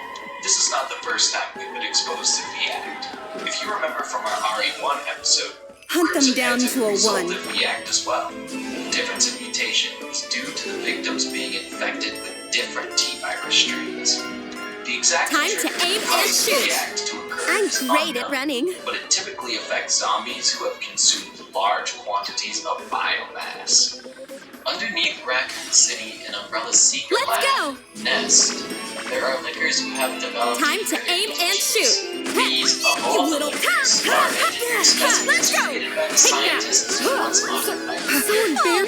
They have a thinner but stronger guns than the others, and their claws are fused together into one powerful cycling. Great view. The evolved lickers are only present in the original R2 and in Dark Souls. Next up, we have the zombie dowel. This is the fruit. Oh, did I? It's the fruit of my labor. I'll be of even more use. RE0. The zombie dowel is a Doberman that has had an accidental exposure to the T-virus, whereas the Cerberus was a Doberman that was intentionally created by Umbrella. It's just a thought, but maybe Umbrella named their BOWs after the gatekeeper of hell to increase their marketability towards military organizations. Other than this key distinguishing feature, the two enemies are exactly the same. The zombie dogs Leon and Claire face off against were once loyal companions to the RPD. They were introduced to the department at the suggestion of Chief Brian Irons. Chief Irons, like many other city officials, accepted numerous bribes to keep Umbrella out of any investigations. When the weight of everything came crashing down on him while the city was being torn apart, Irons lost his mind, killing several police officers and refugees. If you weren't already sold on how shitty of a person Irons is, he also had a violent history with women and is believed to be a serial killer. I blame him for the fate of these poor doggos. The crow makes a reappearance, but only in the original game. These infected crows have grown slightly in size, and are only aggressive if provoked. It is believed that the T-virus spread to these crows from feasting on the various corpses left in the wake of the crow's creation. Encountered in the sewer, we have the G organism. These fellas have an interesting yet unsettling life cycle. As an infant, or G embryo, born beta bot, and attempt to take control of it. In most cases, the DNA of the host is not compatible with the G embryo, resulting in the creature bursting out of the body, just like that one game. What? When the DNA of the host is compatible with the G embryo, a G adult is born. Spontaneous growth from infant to adult in this state, the G organism can spawn G young from the body. It moves off and can additionally birth. G adults can swim through the sewage systems of Raccoon City with ease, and if they grab you, they will infect you with a toxin that only a bluebird can heal. In some accounts, the G organism can grow into the G adult without needing a host body. Stand by in the usual position. The series of Raccoon City, and are only dangerous in the original title. These roaches are grown to size and aggression. I didn't feel that. What? I didn't feel that. One shot, one kill. Now activate organisms in a competition of survival. Time to aim and shoot. So close. Let's go. Giant spider, one of our favorites. I missed? Is yet another enemy. Now's our chance to win. 1998. These spiders have grown in size from all the chemicals that have been poured down into the sewage. Did I get stronger? All according to plan. I'm catching up. This seems about right. Beyond this Don't lower your guard. Next up, we have the giant alligator. It is an alligator that is giant. So close. How did it grow to such a size? Anybody here want to guess? What? No? I missed. Well, it is because of the T-virus. I know, who would have guessed? All jokes aside, the giant alligator is a staple enemy of art. He may only be a small part of the games, but that doesn't mean fighting up Jaws style isn't infinitely satisfying. In the 1998 game, it is mentioned that the alligator was most likely a pet that was flushed down into the natural sea. talent. Following the giant alligator are the vines. We were hesitant to even mention this enemy because it serves more as an obstacle to prevent you from entering Sleepy Quarters B in the original game. The vines will thrash out and hit the player and are easily destroyed by fire. Ivy had a drastic change when being brought over to the 2019 remake. In the remake, Ivies are the result of scientists being infected by Plant 43. Plant 43 is a mutant plant experiment that has spread itself throughout Nest. IVs Don't lower are your incredibly guard. powerful, and from one shot Time to player, aim and their shoot. weakness might So close. Yeah! You little... I missed. What? Yeah. What? In the original game, IVs are self-sustaining plants I know. bred from the Here, data right? plant. Too bad. Plant 42, for those Annihilation is complete. the bulbous It's our plant moss victory. found in RA1. These IVs use their bodies I'll keep to getting walk better around and better. independently and entangle the prey. Once their prey is entangled, they will disintegrate it with their digestive acids. They can also spit this acid at the player that causes a stun effect. Poison Ivy is a more powerful variant of Ivy. Let's start the They are hunt. the result of an Ivy being exposed to the P epsilon Time to gas aim and shoot. experiencing Ha! further mutation. Ha! As a nod to this, Yeah! the solution used to destroy Plant 43 I missed. is named P epsilon. Here I Poison come. Ivies What? look What? and act like a regular Ivy, but their spit attack now has the ability to poison the player. Great. Poison You. Ivies, of course, So share close. the name of one of Gotham's Victory. greatest rogues. The larva found in the PS1 game evolved into giant How did I moths. get stronger? While not directly confirmed, I'm stronger. we can assume these larvae come from the giant moth you encounter in the game. This specific moth was yet another Umbrella experiment. Mutating to such a size led to the wings and body being unbalanced, making its wings strong enough only Let's to get hover. started. The moth's That's what mutation I'd call also led certain to victories. increased toxicity. It's phosphorus. Yeah. Alright, Together. ladies, Wide open. we are finally Resonance so, combo. next up, we have the ultimate predator. BOW created to be virtually invincible, T-103. You may know him as Mr. X, but that is not his official name. Nowhere in any of the game files does Capcom refer to T-103 as Mr. X. It is actually the name given Skill to the increased. creature by Toy I'll be of Biz even in more their use. Resident Evil line of action figures that were released alongside the game in 1998. What? This Tyra model was a huge breakthrough for Umbrella. To understand why, let's rewind a bit to the events of Resident Evil 0. In RE0, we meet the T-001, otherwise known as the Prototype Tyrant. The Proto-Tyrant was Umbrella's first step towards developing intelligent human bioweapons for military use.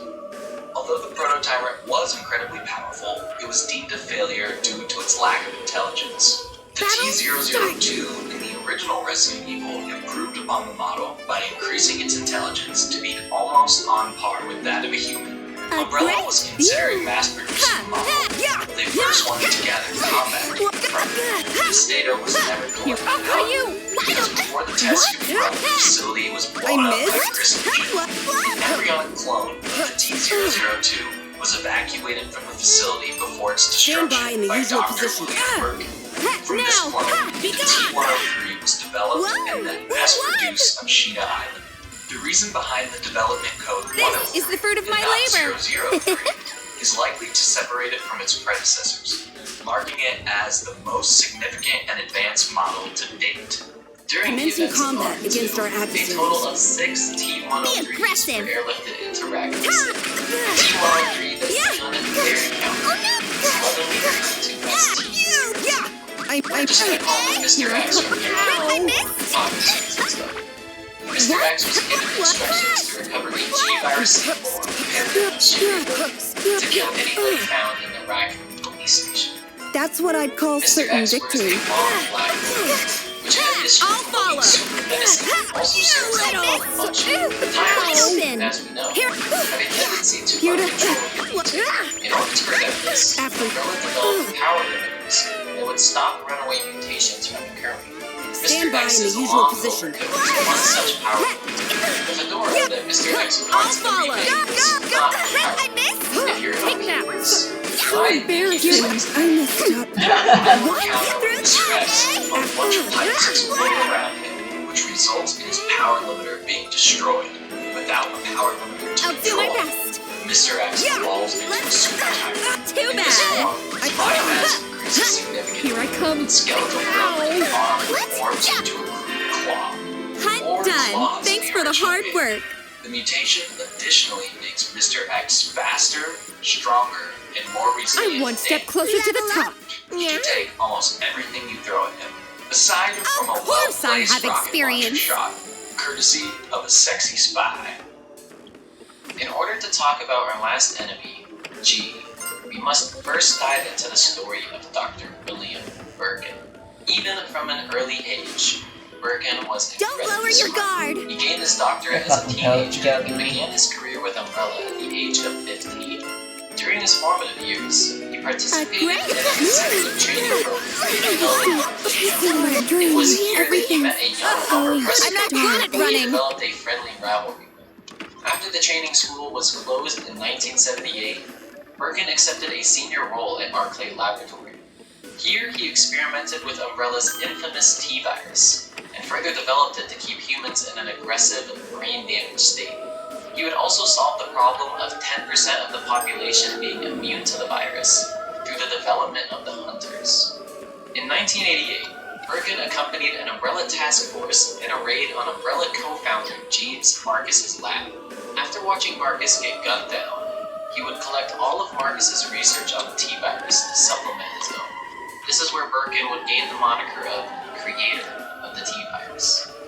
Later on, Birkin would meet in person with Oswald E. Spencer, another Umbrella co-founder, to acquire one of Umbrella Europe's nemesis alpha parasites. This parasite was notorious for killing its hosts, so Birkin thought to implant it into a research did I program. get A stronger? young girl who over the years survived brutal experimentations for the benefit of Oh, did I? when the nemesis this alpha is was nice. placed I within want- Lisa, her body absorbed it, and its Patient DNA was is added to her invigorating body, me! This is giving her 10. awesome! Skill increased. This experiment I'll be inspired Argru Birkin to again. create a virus capable I'm of catching up. mutating humans These into are a superior cell species. Gran Casa. This virus would For be my called family's Galleria, honor. or G-virus for short. Having gained Spencer's favor, Nest was built underneath Raccoon City for Birkin to develop the G-virus.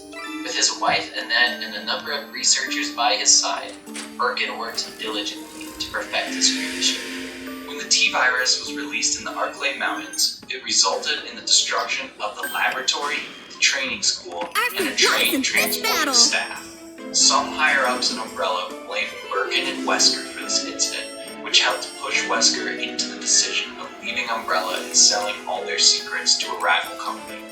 Birkin decided to stay with Umbrella to complete the G-virus, but entered into secretive talks with the US military to sell it to them in exchange for asylum for him and his family. Unfortunately for Birkin, Umbrella caught wind of the deal and sent a squad out to confiscate the virus. The Umbrella task force, led by Hunk, gunned down Birkin after he refused to cooperate with them.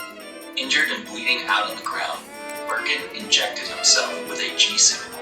This is the moment William Birkin died and G was born. After injecting the virus, it began to repair Birkin's bullet injuries. It grossly Stand by in the usual position. overcompensated in curing his brutality, resulting in a huge eyeball developing on the right shoulder. Once G awakened, he followed the Umbrella task force down into the sewers for some good old vengeance. All members of the task force, except for Hunk, were killed, and the mutated Birkin ate the remaining G samples. He also destroyed several T samples that the squad had with them, which the rats consumed and spread into the city's water supply. G instinctually sought his own daughter Sherry as the perfect host to implant with his parasitic larvae. It is unknown as to the exact moment that Sherry was implanted. Is that a line But her dance? mother and maid successfully treated the There, parasite in resistance essence. is futile! The treatment left Sherry with a dormant form of the G-virus inside her, which would later be explored during her campaign in Resident Evil 6. Throughout subsequent encounters with Leon and Claire, G's body erodes away from newfound injuries only to be replaced and enhanced by the G-virus. With every new mutation, G slowly began to lose all semblance of humanity, ultimately growing into a gigantic, gross blob. This amorphous form attaches itself to an escaping Umbrella train in a final attempt to get Sherry. In the original game, the train can detect biohazardous threats and will self-destruct to kill any BOW as harmed. G is killed, and the train detects feel him the and power. explodes. In the remake, G is impaled in the eye, as the train car that he has taken over is released to be consumed by the destruction of Nest. To your positions! Well, Trash folks, in your that is can! all we have for you today. really hope you enjoyed the video, and if you missed any bits of lore, be sure to add it down in the comments. Resistance, it's futile. Next video, Ari Nemesis. What's that again? So be on the lookout. Thanks so much.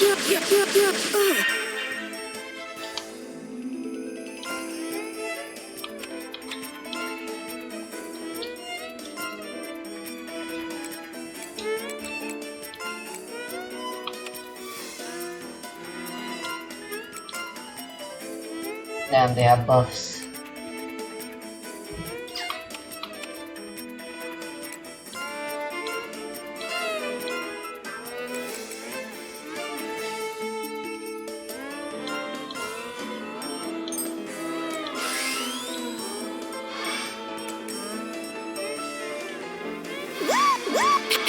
With this, I'll give it you can count on me.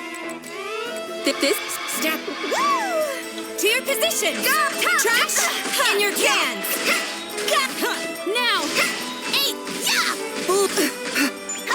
After destroy. Liberation.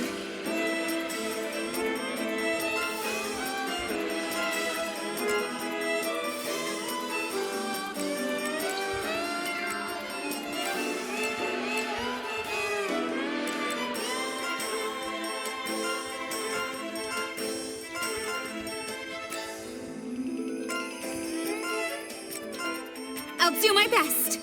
Let's go! Now! Seriously? Bulls! Wide open! 8! Resistance is futile!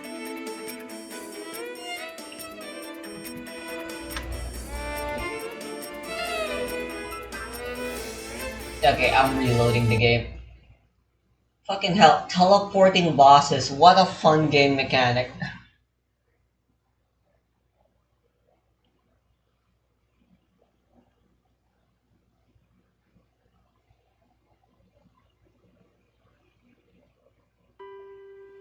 Labyrinth of Galleria, the Moon Society.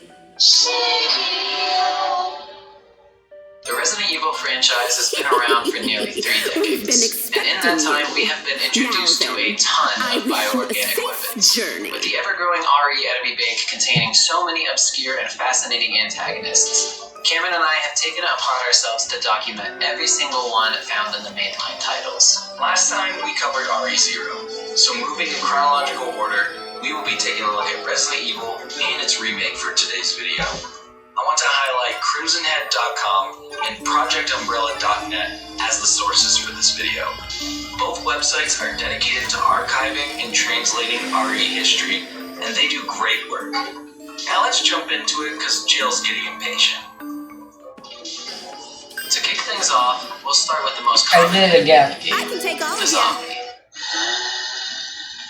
The zombies in RE are infected with an updated strain of the T-virus that spread rampant in RE0.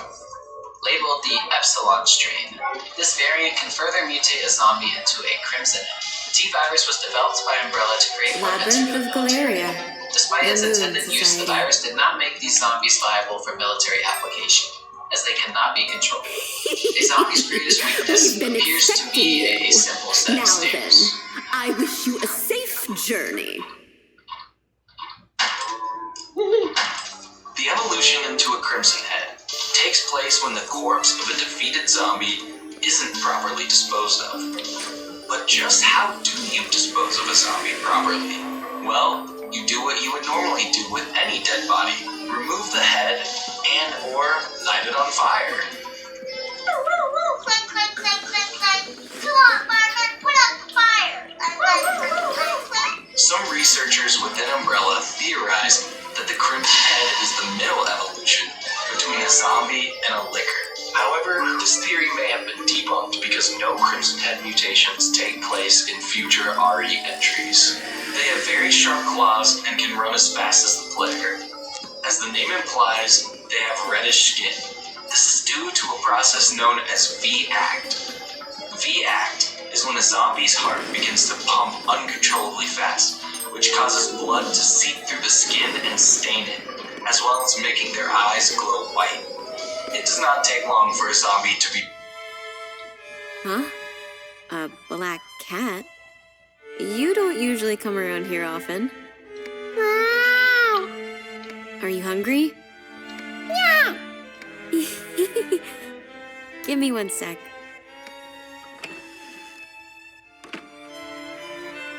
Here you go. This is all I have, but it's better than starving, right? Meow. Oh, is that cat growing fond of you? I started seeing it around recently, but figured it was feral since it wouldn't eat what I gave it. Oh. Hi. Are you okay? Yeah. Same old me. Ah, that's right. There's a magical cosmetic surgeon not too far away. Would you like me to give you their information? Huh? Oh, don't get me wrong. I mean for Miss Colbert. You have no need, given how beautiful you are. God. Plastic surgery. I've recommended it to her before. It's apparently not very expensive. I hear everyone's doing it these days. I doubt my mom will, since she hates magic. Really? I'm certain she'd find more work if she just changed her mind about that.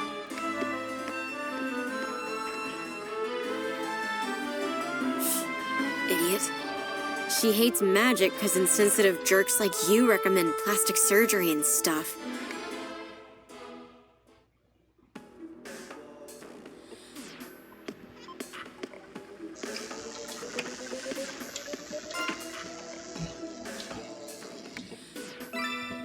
Let's see how much farther I can get away with just using the ticket.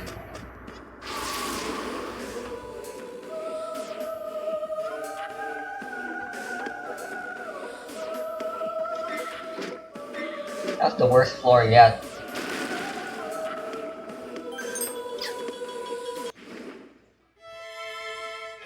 Cece, why do you look so serious? I have something to tell you. I went to the doctor to get examined yesterday. Is it what I think it is? Yes. Cece, I'm overjoyed! I can't believe it! We're going to have a child! Thank goodness. This news really makes you happy? Of course it does! I love you, Cece!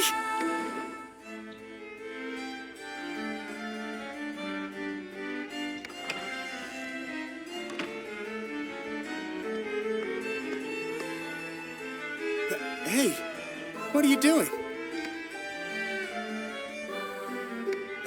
Have you finally been inspired to create your own works of art? Yes, for the little one. For the happiness of the child within me. I'm filling these with my magic and life force. But you need to care for your own body right now. I'm fine, really. If you say so, let me know if there's anything I can do to help. You have my full support. I will. Thank you. I have a feeling Susie's infertile. But...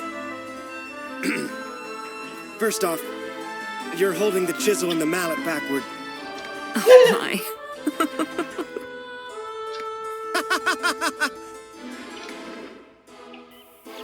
Should you really be walking around outside? It's fine. You don't have to worry about me. Just focus on making your art. You say that, but I can't sleep at night. I just keep wondering if we're having a boy or a girl. It's still a bit too early for that. We've a long way to go. Still, the thought of the three of us walking down this small forest path next year gives me butterflies. The three of us on this path together. I know. There's a magic to predict what a child will be. Let's give it a try. Then we could... For our child's sake, I must make it right now. This is rather magnificent. Indeed, an exceptional use of light and shadows. I must declare, it's an enterprising piece of art. Almost as if... How do I describe it?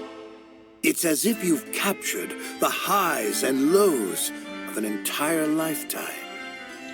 Yes, that's exactly right. You have a keen eye for art.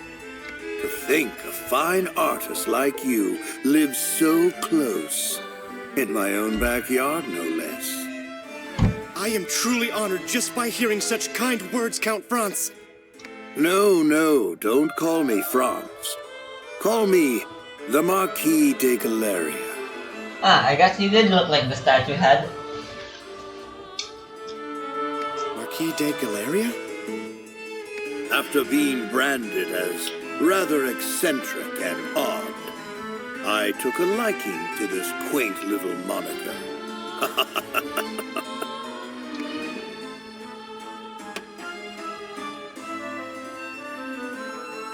Another beautiful day today. I cannot believe I've been blessed with a child. Tomorrow will be a full moon. Perhaps I could use a spell to learn more about this baby. I guess she actually does have one. I assume since she didn't say it. Smell of chiseled stone and wood. Feels rather like the atelier of an anguished artist, I dare say. I never expected someone to use this abandoned chapel for this. My apologies.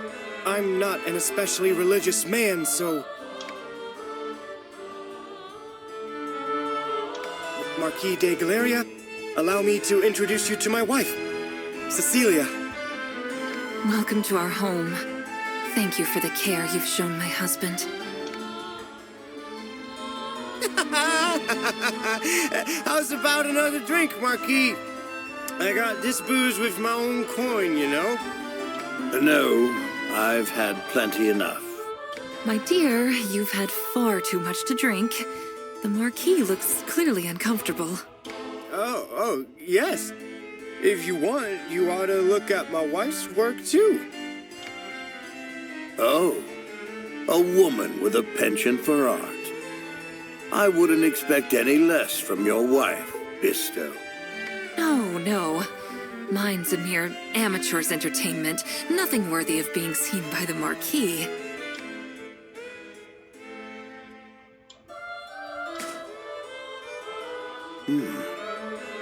Interesting.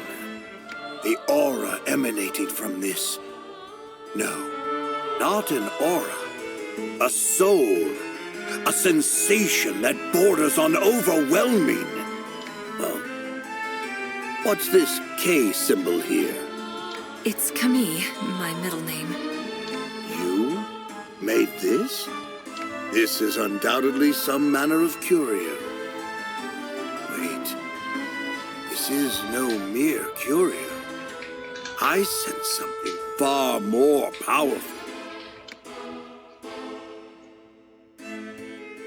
What a revelation! A creator of curio is alive and standing right before my very eyes. Incredible. I can't believe it. I'm at a loss for words, Bisto.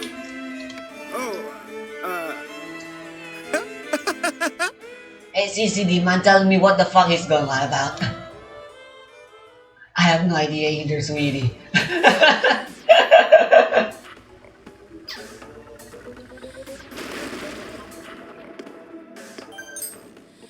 Well, been a while since I checked the cannons.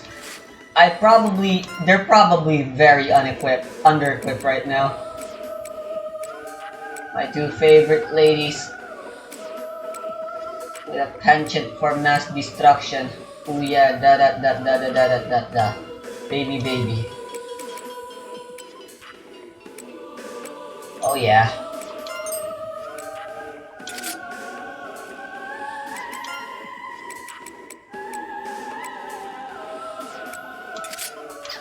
How they've been living with such terrible equipment. Oh my goodness.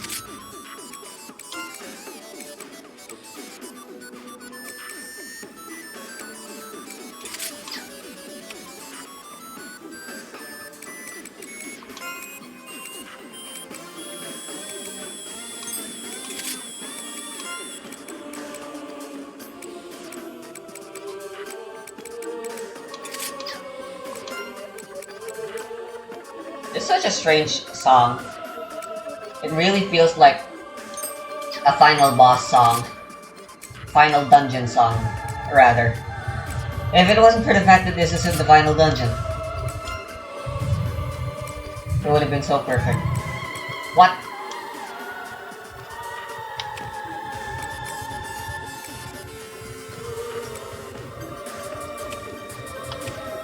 Wacky. Sure, why not?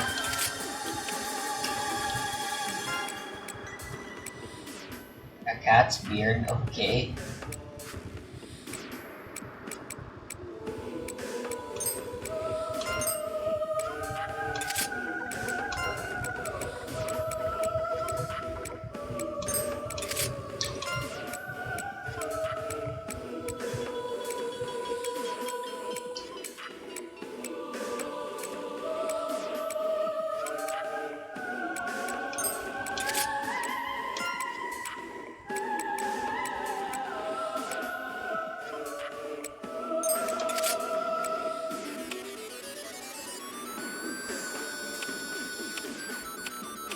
I think Tortoise Set and Tortella should get better equipment.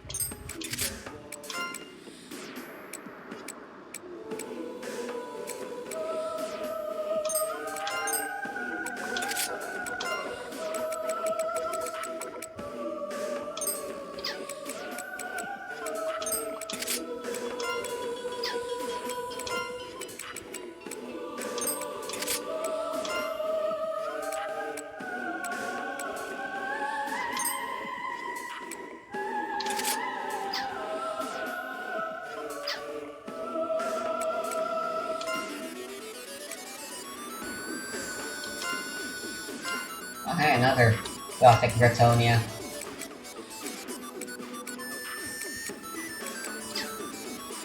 Oh, never mind. I don't know how this is organized at all anymore.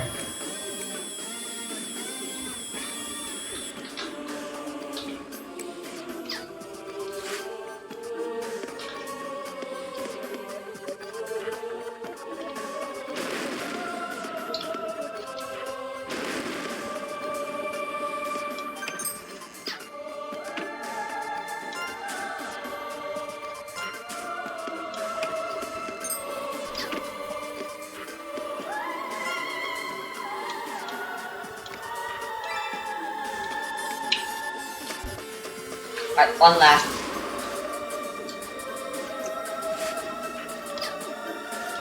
Scene. Whoops.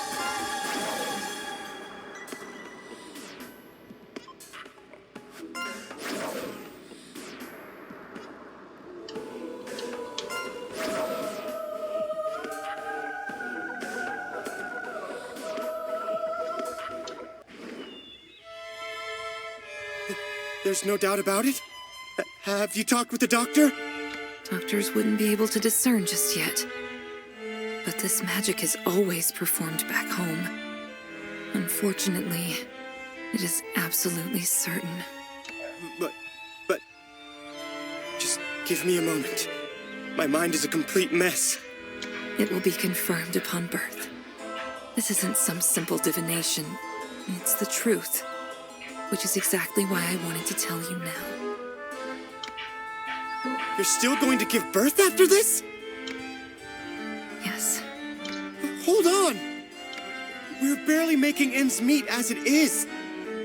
There's no way we could support a child like that for the rest of their life!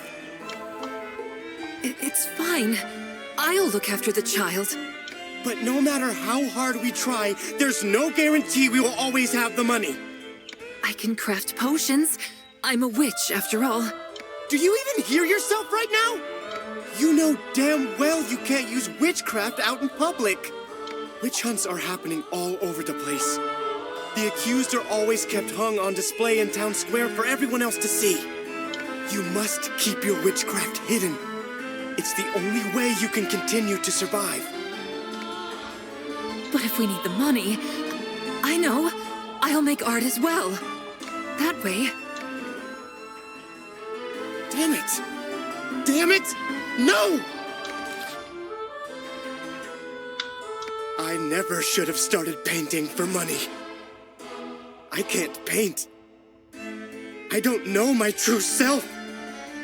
I can't paint my own art!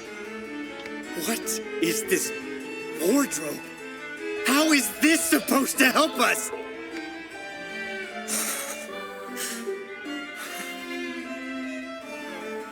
I need some fresh air.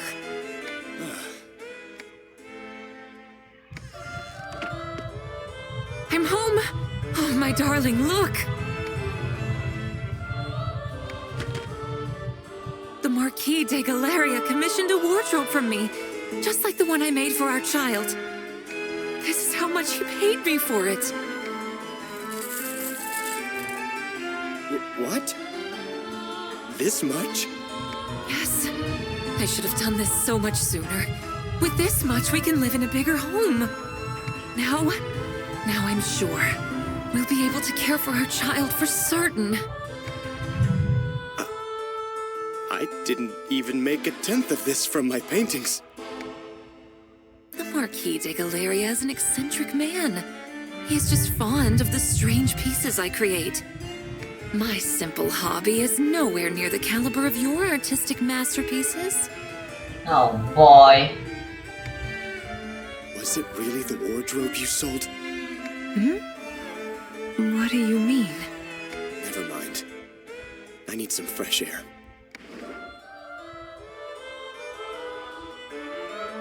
Madam Witch, is my daughter's illness incurable?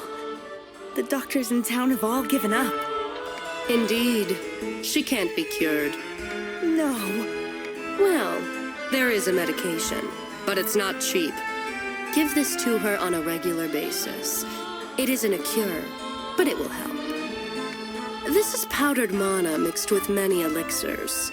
From my own observations, I can tell you it will drastically slow the disease's progress. I'm impressed an ordinary person found me. Is this motherly love? Or the power of money? Let me say this again. There is no complete cure. This will slow the disease to a manageable pace. That's all I can offer right now. I also must mention that the ash crystal your daughter ate is rare. Someone swallowing one is beyond what we can expect to handle. This ash crystal you mentioned, is there any way to remove it? No, the crystal's become one with her kidneys. It's different than a regular ash affliction. Bruh. In fact, something seems off. It appears the crystal is sealed by some sort of magical force. This is indeed quite an exceptional case. Hence why this powdered mana will suffice. By having her drink it, you'll drastically slow it down. Remember, it's only a coping treatment.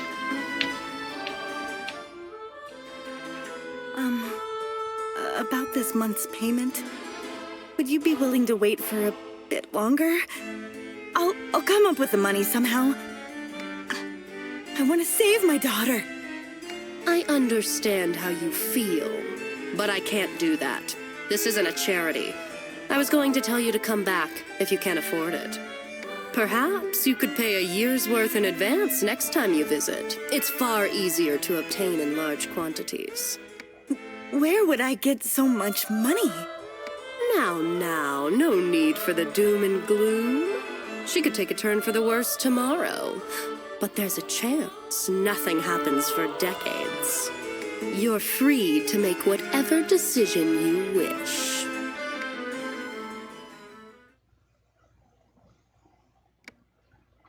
I guess I'll end there. Back home.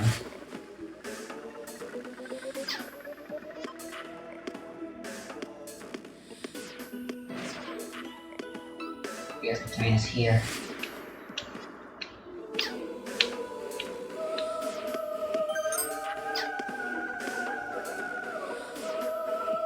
Easy money. Alright, I'm just gonna put down mod exit since it turns out I don't have any mana. Or nothing.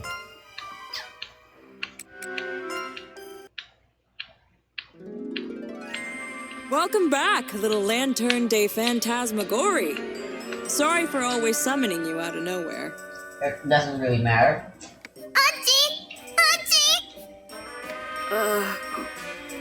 Nachiru, your wandering spirit has returned.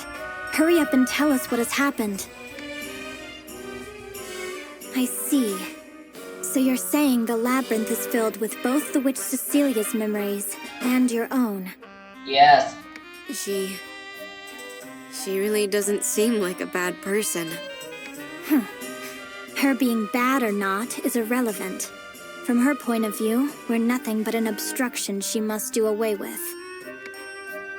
Hey, about this power that lets me go to Aluna, who or what am I exactly? Who knows? Now's not the time for that. You'll understand why later. Don't give me that. This involves me. I have a right to know. You have no such right. Don't be such an entitled brat. Do you think you grew up and lived your life all by yourself? I get it now. All of you. You've known about me from the very start, haven't you? Yes. We realized we needed your powers to stop the upheaval phenomenon. Or rather, to destroy Aluna. But... Kit, enough! As the one mentioned in the prophecy, she need only concern herself with handling the current situation. Yep, all you want. You apparently don't even know how much time I've got left. Come on, tell me. Do I have a death prophecy hanging over my head too? Truth be told, I can't read the future of anyone who has a deep bond with the Wandering Spirit. Even I don't know how badly your health may deteriorate. All I'm asking you to do is to carry out your duty with the Wandering Spirit. Jeez. Why's Yuru such a jerk?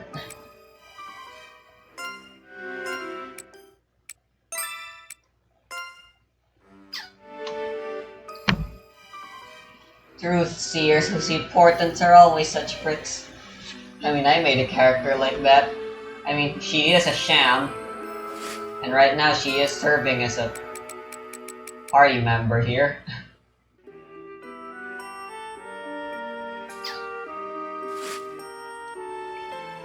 Anyway, that was a very short cutscene.